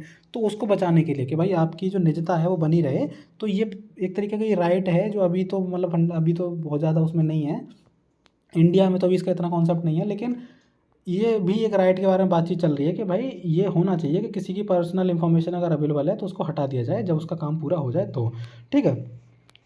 और राइट टू बी फॉरगॉटन जैसा हमने देखा कि कोई एब्सोल्यूट राइट नहीं है, ठीक है ना। और अगर हम बात करें तो ये जो है ना, इसको एक स्टैट्यूटरी राइट, मतलब वैधानिक जो मतलब राइट है उसके रूप में इसको रिकॉग्नाइज किया गया है, कहाँ पे, यूरोपियन यूनियन में, ईयू में। इंडिया में आज भी ना तो स्टैट्यूटरी राइट है और कॉन्स्टिट्यूशनल तो बहुत दूर की बात है। ईयू में उन्होंने, यूरोपियन यूनियन में इसको स्टैट्यूटरी राइट बना रखा है, किसके तहत, एक एक्ट है उनका, मतलब जिसे हम बोलते हैं general data protection regulation act, मतलब जीडीपीआर। तो जीडीपीआर का मतलब क्या है, एक तरह से पर्सनल डाटा प्रोटेक्शन एक्ट है। इंडिया में बात करें तो अभी तक कोई भी पर्सनल डाटा प्रोटेक्शन का एक्ट अभी तक तो नहीं आया, बातें चल रही हैं, एक एक्ट अभी चल रहा है पीडीपी जो है, अभी मतलब वो फाइनलाइज नहीं हुआ, अभी उसका मतलब पास नहीं किया गया। तो इंडिया में भी किसी भी तरीके का कोई पर्सनल डाटा प्रोटेक्शन एक्ट अभी तो नहीं है। तो लेकिन यूरोपियन यूनियन में है general data protection regulation act, तो उसमें इसको स्टैट्यूटरी राइट बताया गया है, ठीक है। तो ये है। उसके अलावा आर्टिकल 17 जो है जीडीपीआर का, उसमें इसकी बातें होती हैं, तो इतना ही है। इंडिया की बात करें तो कोई भी लॉ में अभी तक जो राइट टू बी फॉरगॉटन है उसकी बात नहीं करी गई है, ठीक है। फिर उसके अलावा दो बातें होती हैं, एक तो राइट टू प्राइवेसी और एक राइट टू बी फॉरगॉटन। दोनों में अंतर क्या है, तो देखो राइट टू प्राइवेसी का जो मतलब है वो आर्टिकल 21 से है, और राइट टू प्राइवेसी उस इन्फॉर्मेशन को इंक्लूड करती है जो कि पब्लिकली अवेलेबल ना हो, ठीक है। और राइट टू फॉरगॉटन में उस इन्फॉर्मेशन की बात हो रही है जो पब्लिकली अवेलेबल है, ठीक है। सुप्रीम कोर्ट की बात करें तो सुप्रीम कोर्ट ने क्या बोला है, तो देखो एक लैंडमार्क जजमेंट की जो मैंने बात करी आपसे, K S Puttaswamy versus Union of India, उसमें क्या हुआ था, सुप्रीम कोर्ट ने राइट टू बी फॉरगॉटन को as a part of right to life बताया था आर्टिकल 21 में। मतलब उन्होंने बोला था कि भाई ये भी एक इंपॉर्टेंट पार्ट है राइट टू लाइफ का अंडर आर्टिकल 21। ठीक है, तो ये सुप्रीम कोर्ट का इसमें मत है। लेकिन सुप्रीम कोर्ट ने ये भी बोला कि भाई ये कोई एब्सोल्यूट राइट तो है नहीं तो इसमें क्या है, कुछ रिस्ट्रिक्शंस के साथ ही ये होगा।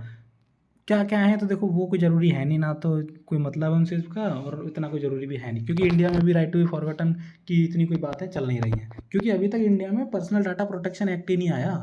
ये तो बहुत दूर की बातें हैं अभी। ठीक है, अब तो आखिरी के कुछ एक दो पॉइंट्स और देख ले रहे हैं।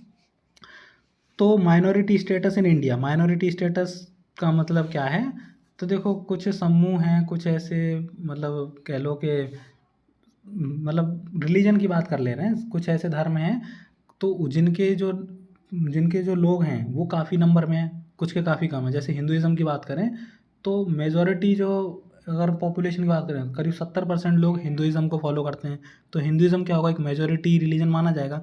वहीं कुछ ऐसे भी रिलीजन है जो बहुत कम, जैसे कि सिखिज़म हो गया, जैनिज़्म हो गया, बुद्धिज़्म हो गया। ठीक है, तो वो क्या कहे जाएंगे, वो माइनॉरिटी कहे जाएंगे। ठीक है, तो इस तरीके से माइनॉरिटी मेजॉरिटी का ये सिस्टम चलता है। लेकिन मैं एक बात बता दूं जो कि बहुत ज़रूरी है प्रीलिम्स के उससे पर्सपेक्टिव से, कि माइनॉरिटी का मतलब क्या है उसको कहीं डिफाइन नहीं किया गया हमारे कॉन्स्टिट्यूशन में। ठीक है ना, अगर आता है जैसे टेस्ट सीरीज आप दोगे ना, तो बहुत सारे ऐसे आएंगे इसके ऊपर सवाल कि minority has been defined in the constitution under article 29 या 30। गलत है, कहीं भी संविधान में माइनॉरिटी को डिफाइन नहीं किया गया है। ठीक है, उसके अलावा राइट ऑफ जो माइनॉरिटीज़, मतलब जो माइनॉरिटीज़ को राइट हैं उनको जरूर थोड़ा सा सुरक्षित किया गया है अंडर आर्टिकल 29 और 30, 29 और 30 जो आर्टिकल है संविधान के, उसमें माइनॉरिटीज़ के राइट की बात हो रही है। इसके अलावा एक और आर्टिकल है जो कि फंडामेंटल राइट के अंदर नहीं आता, लेकिन वो भी है, जैसे कि आर्टिकल 350 है। आर्टिकल 350 क्या करता है कि एक स्पेशल ऑफिसर हो किसके लिए, लिंग्विस्टिक माइनॉरिटी के लिए। देखो माइनॉरिटी की जब हम बात करते हैं ना, तो दो तरीके से माइनॉरिटी हो सकती हैं।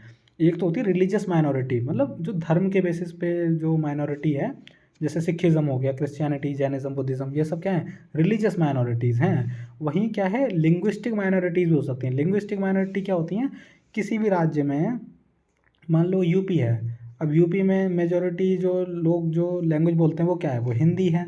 लेकिन मान लो वहाँ पे यूपी में कुछ आ जाएँ, कुछ तमिलियंस आ जाएँ, तो उनकी लैंग्वेज क्या है, तमिल, तो उनको एक तरीके से क्या बोला जाएगा, लिंग्विस्टिक माइनॉरिटी बोला जाएगा यूपी में, कि भाई हैं लेकिन बहुत कम बोलने वाले हैं जो तमिल बोलते हैं यूपी में। तो ये है सिस्टम पूरा। इसके अलावा जो सेंटर ने क्या कर रखा है, एक एक्ट है, national commission for minorities act 1992। तो संविधान में तो कहीं नहीं डिक्लेयर कर रखा कौन कौन माइनॉरिटी हैं, लेकिन इस एक्ट के थ्रू सेंटर ने डिक्लेयर कर रखा है 6 जो हमारे रिलीजन्स हैं, मुस्लिम, क्रिश्चियंस, सिख्स, बुद्धिस्ट, जैन्स और जोएस्ट्रियंस, मतलब पारसी जिसे हम बोलते हैं, उनको माइनॉरिटी का दर्जा प्राप्त हो रखा है सेंटर के द्वारा इस एक्ट के थ्रू। ठीक है ना, तो ये जरूरी है, पता होना चाहिए आपको 6 कम्युनिटीज़ कौन कौन सी हैं। अब इसमें क्या है कि कुछ जो जुडिशियल प्रोनाउंसमेंट्स भी हैं, मतलब जजमेंट भी हैं, जिसमें से जो काफ़ी ज़रूरी है वो है TMA पाई केस 2002। TMA पाई केस में क्या हुआ था, सुप्रीम कोर्ट ने हेल्ड किया कि जो लिंग्विस्टिक और जो रिलीजियस माइनॉरिटी है ना, उनको स्टेट के लेवल पे डिटरमाइन किया जा सकता है। ठीक है ना, मतलब किया जाना चाहिए, किया जा सकता है क्या है, वो किया जाना चाहिए। मतलब जैसे कि अगर हम बात करें, अगर अगर जैसे कि काफ़ी चर्चा चल रही थी पिछले कुछ समय में, जैसे जम्मू एंड कश्मीर है। ठीक है, जम्मू एंड कश्मीर में आपको पता है नरसंहार हुआ।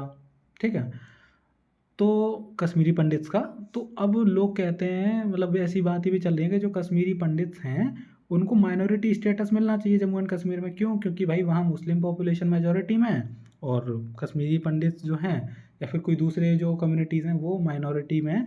तो स्टेट के लेवल पे हमें डिसाइड करना चाहिए। तो भले ही इंडिया में देखा जाए तो हिंदुज़म को फॉलो करने वालों की मेजॉरिटी है, लेकिन कुछ ऐसी स्टेट भी हैं जहाँ पे हिंदूज़ जो हैं वो माइनॉरिटी में, तो वहाँ पर तो उनको माइनॉरिटी स्टेटस मिलना चाहिए। जैसे नॉर्थ ईस्ट की जो आप स्टेट देखोगे तो वहाँ क्रिश्चियन पॉपुलेशन आपको काफ़ी मिलेगी। लक्षद्वीप की अगर हम बात करें तो वहाँ मुस्लिम पॉपुलेशन काफ़ी है। ठीक है, केरल में काफ़ी मुस्लिम पॉपुलेशन है। तो जहाँ जहाँ कोई भी कम्युनिटी माइनॉरिटी में है तो वो स्टेट के लेवल पर डिसाइड हो, ना कि नेशनल लेवल पे। तो जैसे आप ये नहीं कह सकते कि भाई इंडिया में तो हिंदूज मेजॉरिटी में है तो किसी स्टेट में उनको हम क्यों माइनॉरिटी बुलाएं, बुला सकते हैं। ऐसा TMA पाई केस में बोला गया है सुप्रीम कोर्ट के द्वारा। ठीक है, ऐसी केरला एजुकेशन बिल केस है 1958 का, इसमें भी उन्होंने इसमें मतलब सुप्रीम कोर्ट ने क्या है माइनॉरिटी का जो डिक्लेयर करने का जो कॉन्सेप्ट था वो रिजेक्ट कर दिया ब्लॉक और डिस्ट्रिक्ट लेवल पे। मतलब इतना भी मत चले जाओ कि डिस्ट्रिक्ट लेवल पे आप माइनॉरिटी को आइडेंटिफाई कर रहे हो, पर हाँ स्टेट लेवल पे आइडेंटिफाई किया जा सकता है, ऐसा TMFI केस में सुप्रीम कोर्ट ने बोला है। ठीक है, तो ये हमारा हो गया माइनॉरिटी स्टेटस इन इंडिया। अगला जो है वो है हमारा सरना रिलीजन डिमांड।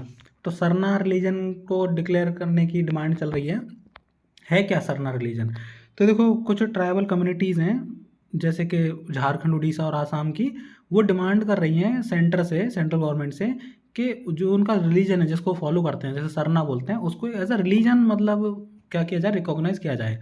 अगर इंडिया में बात कर रहे हैं तो हिंदुइज़्म को एज अ रिलीजन माना जाता है, सिखिज़्म हो गया, बुद्धिज़्म हो गया। सरना नाम का कोई रिलीजन आपने नहीं सुना, लेकिन ये ट्राइबल्स की डिमांड है क्योंकि सरना काफ़ी एक प्रचलित रिलीजन है ट्राइबल्स कम्युनिटी में, तो इसको डिक्लेयर किया जाए एज अ रिलीजन। ठीक है, और रिलीजन है क्या सरना? तो सरना रिलीजन में जो कॉन्सेप्ट वो है ये है कि इसमें नेचर वर्शिप करी जाती है, जो प्रकृति है उसकी पूजा करी जाती है। जो ज़्यादातर ट्राइबल कम्युनिटीज़ हम उसमें देखते हैं वो नेचर वर्शिप करती हैं, तो वो जो नेचर वर्शिप है उसी को हम क्या बोलते हैं, वो सरना है। तो वो चाहते हैं कि भाई इसको एज अ सेपरेट रिलीजन इसको डिक्लेयर किया जाए। ठीक है, अगर आपका एंथ्रोपोलॉजी ऑप्शनल है तो थोड़ा और ज़्यादा इंपॉर्टेंट हो जाता है, ये बात आपको पता होना। फिर आता है आर्टिकल 370 एब्रोगेशन एंड आर्टिकल 350, तो सॉरी आर्टिकल 35A। तो हमें पता है अगस्त 5 वो हिस्टोरिक डेट थी जब आर्टिकल 370 और 35A को हटाया गया था, एब्रोगेट किया गया था। तो 3 साल पूरे हो गए उसके, ठीक है ना, हटा के। तो देख लेते हैं थोड़ा इसके बारे में। तो हुआ क्या था कि 2019 में प्रेसिडेंट ने एक ऑर्डर लेके आए, president constitution application to Jammu and Kashmir order 2019। इसमें क्या किया गया, इसमें जो इंडियन कॉन्स्टिट्यूशन के जितने प्रावधान थे वो सारे के सारे जम्मू एंड कश्मीर में लागू होंगे, ये बात हो गई उसमें। ठीक है, इसका मतलब ये था कि अभी तक जो जम्मू एंड कश्मीर में ये चल रहा था कि सेपरेट कॉन्स्टिट्यूशन है, सेपरेट झंडा है, वो सब हट के अब सेम हो गया। ठीक है, इसी के साथ जो आर्टिकल 35A था, क्योंकि वो उसका पार्ट था, ठीक है, इस सिस्टम का पूरा 370 का ही पार्ट था, तो वो अपने आप ही वो भी क्या हो गया, स्क्रैप हो गया। ठीक है, अब क्या हुआ कि जो पार्लियामेंट ने, एक तो ये ऑर्डर आया, दूसरी चीज़ क्या थी, Jammu and Kashmir reorganisation act 2019। इसके तहत जो पार्लियामेंट थी उसने जो जम्मू एंड कश्मीर पहले स्टेट था पूरा, उसको 2 यूनियन टेरिटरी में डिवाइड कर दिया गया। पहला Jammu and Kashmir with legislature, ठीक है, मतलब उसमें विधानसभा होगी। दूसरा लद्दाख, लद्दाख को यूनियन टेरिटरी बना दिया गया विदाउट लेजिस्लेचर। ठीक है, तो ये तो पूरा हमें पता है। अब इसका क्या इफेक्ट क्या हुआ, जो एब्रोगेट हमने किया आर्टिकल 370, इसका इफेक्ट क्या हुआ? तो पहली बात तो ये है कि इंडियन कॉन्स्टिट्यूशन पूरी तरीके से जम्मू एंड कश्मीर में लागू हो गया। दूसरा, जो रणवीर पैनल कोड था उसको रिप्लेस कर दिया किसने, IPC ने। हमारा जो IPC CRPC चलते हैं, तो जो रणवीर पैनल जैसे हमारे IPC है, वैसे ही JNK में, हमारे यहाँ का मतलब इंडिया के दूसरे पार्टों में, JNK को छोड़ के, पहले JNK भी इंडिया का ही पार्ट है, वो भी हमारा ही है, वो अलग नहीं है। लेकिन जो रणवीर पैनल पहले वहाँ पे काम करता था, IPC काम नहीं करता था। अब वो रणवीर पैनल को रिप्लेस करके IPC ही अब पूरे इंडिया में, मतलब JNK में भी वो अप्लाई हो गया है। तीसरा ये है कि कोई सेपरेट फ्लैग नहीं, पहले सेपरेट फ्लैग था और अब सेपरेट फ्लैग नहीं है। ठीक है, अब आगे देखते हैं। तो आर्टिकल 142, ये पता होना चाहिए, इंपॉर्टेंट आर्टिकल है सुप्रीम कोर्ट के मामले में, जुडिशरी के मामले में। तो न्यूज़ मतलब ये रही कि आर्टिकल 142 का इस्तेमाल करते हुए सुप्रीम कोर्ट ने जो राजीव गांधी एसेसिनेशन जो केस था, मतलब राजीव गांधी जी हमारे प्रधानमंत्री थे, उनका एसेसिनेशन हो गया था, मतलब उनकी हत्या कर दी गई थी। तो उसके 6 कन्विक्ट थे, 6 अपराधी थे, उनको सुप्रीम कोर्ट ने फ्री कर दिया। मतलब उन्होंने काफ़ी लंबा समय जेल में गुजार दिया, तो उसके बाद फिर सुप्रीम कोर्ट ने उनको फ्री कर दिया। कौन सी पावर को यूज़ करते हुए? आर्टिकल 142 की पावर को यूज़ करते हुए।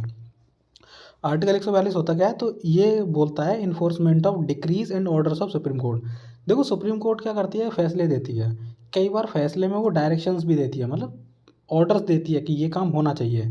अब मान लो अगर सुप्रीम कोर्ट की पावर ही ना मिले कि आप अपने ऑर्डर को मनवा सको, लागू करवा सको, तो वो फ़ायदा नहीं है ना उन ऑर्डर्स का।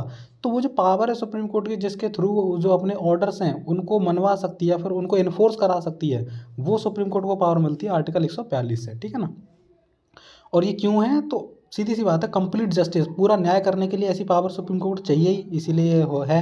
उसके अलावा ये जो है पूरे through out the India applicable होती है। ठीक है, अब अगला जो है वो है आर्टिकल 145 क्लॉज 5। तो हुआ क्या है कि जो कॉन्स्टिट्यूशनल बेंच है सुप्रीम कोर्ट की, उन्होंने ये रूलिंग दी, उन्होंने ये जजमेंट दिया कि जो मेजॉरिटी व्यू होगा एक लार्जर बेंच का वो हमेशा ही प्रिवेल करेगा एक छोटी बेंच पे। मतलब क्या है, जैसे एक तो कॉन्स्टिट्यूशनल बेंच हो सकती है 5 जजों की, 5 जज मिनिमम होने चाहिए किसी भी बेंच को कॉन्स्टिट्यूशनल बेंच कहने के लिए। मान लो उन्होंने कोई फैसला दिया, तो फैसला जो होगा ना वो तभी होगा जब उसमें से मेजॉरिटी जज का एक मत होगा। मतलब 5 में से जो 3 जज जब जिस बात के ऊपर मतलब एग्री करेंगे तो वो फैसला क्या होगा, उस बेंच का वो फैसला माना जाएगा। भले ही उसमें जो 2 जज हैं उन्होंने उनका कुछ और दूसरी सोच हो, वो उससे एग्री ना कर रहे हो, लेकिन फिर भी फैसला वही माना जाएगा जो मेजॉरिटी व्यू होगा, ठीक है ना, जो ज़्यादातर जो जज हैं जो उसके हक में होंगे। तो इसी में यही बोला है कि एक बड़ी बेंच का फैसला हमेशा माना जाएगा छोटी बेंच से, ठीक है ना। भले ही छोटी बेंच में जो है ज़्यादा नंबर में जज हों जिन्होंने उस पे हाँ करी हो, लेकिन फिर भी बड़ी बेंच का मतलब उसकी अथॉरिटी ज़्यादा बड़ी है। तो आर्टिकल जो 145 क्लॉज 5 है वो ये कहता है कि कोई भी जजमेंट सुप्रीम कोर्ट के द्वारा डिलीवर नहीं करी जा सकती जब तक कि जो जज हैं उनमें से उनकी जो मेजॉरिटी जो जज हैं वो किसी फैसले पर अपना मत ना बना पाएँ। तो मान लो अगर 7 जजेस बेंच है तो कम से कम 4 जज तो चाहिए हमको जिनका एक मत हो, तभी वो क्या है जजमेंट हो पाएगी, वरना नहीं हो सकती। तो ये हो गया हमारा आर्टिकल 145 क्लॉज 5। तो इसी के साथ हमारा काफ़ी मतलब एक हमने पोर्शन पूरा कवर कर लिया, ठीक है, इश्यूज़ रिलेटेड टू कॉन्स्टिट्यूशन। अब अगले वीडियो में हम functioning of parliament, state legislature और लोकल गवर्नमेंट इससे रिलेटेड जो भी मामले हैं ये देखेंगे। तो आज की वीडियो में सिर्फ इतना ही। अगर आपको वीडियो अच्छा लगा हो, जो कि आई एम श्योर लगा ही होगा, तो आप इसको लाइक करें, चैनल को सब्सक्राइब करें, जिससे कि मुझे और मोटिवेशन मिले कि मैं जल्दी जल्दी आपके लिए पूरी सीरीज़ को ख़त्म करूं PT 365 को। और मैं ये आशा करता हूं कि मेरे जो एक्सपीरियंस है प्रीलिम्स क्रैक करने का आपको उसका फ़ायदा मिले और आप भी इस साल प्रीलिम्स क्रैक करें। तो इसी नोट पर हम इस वीडियो का एंड करते हैं। So thank you very much and जय हिंद ऑल।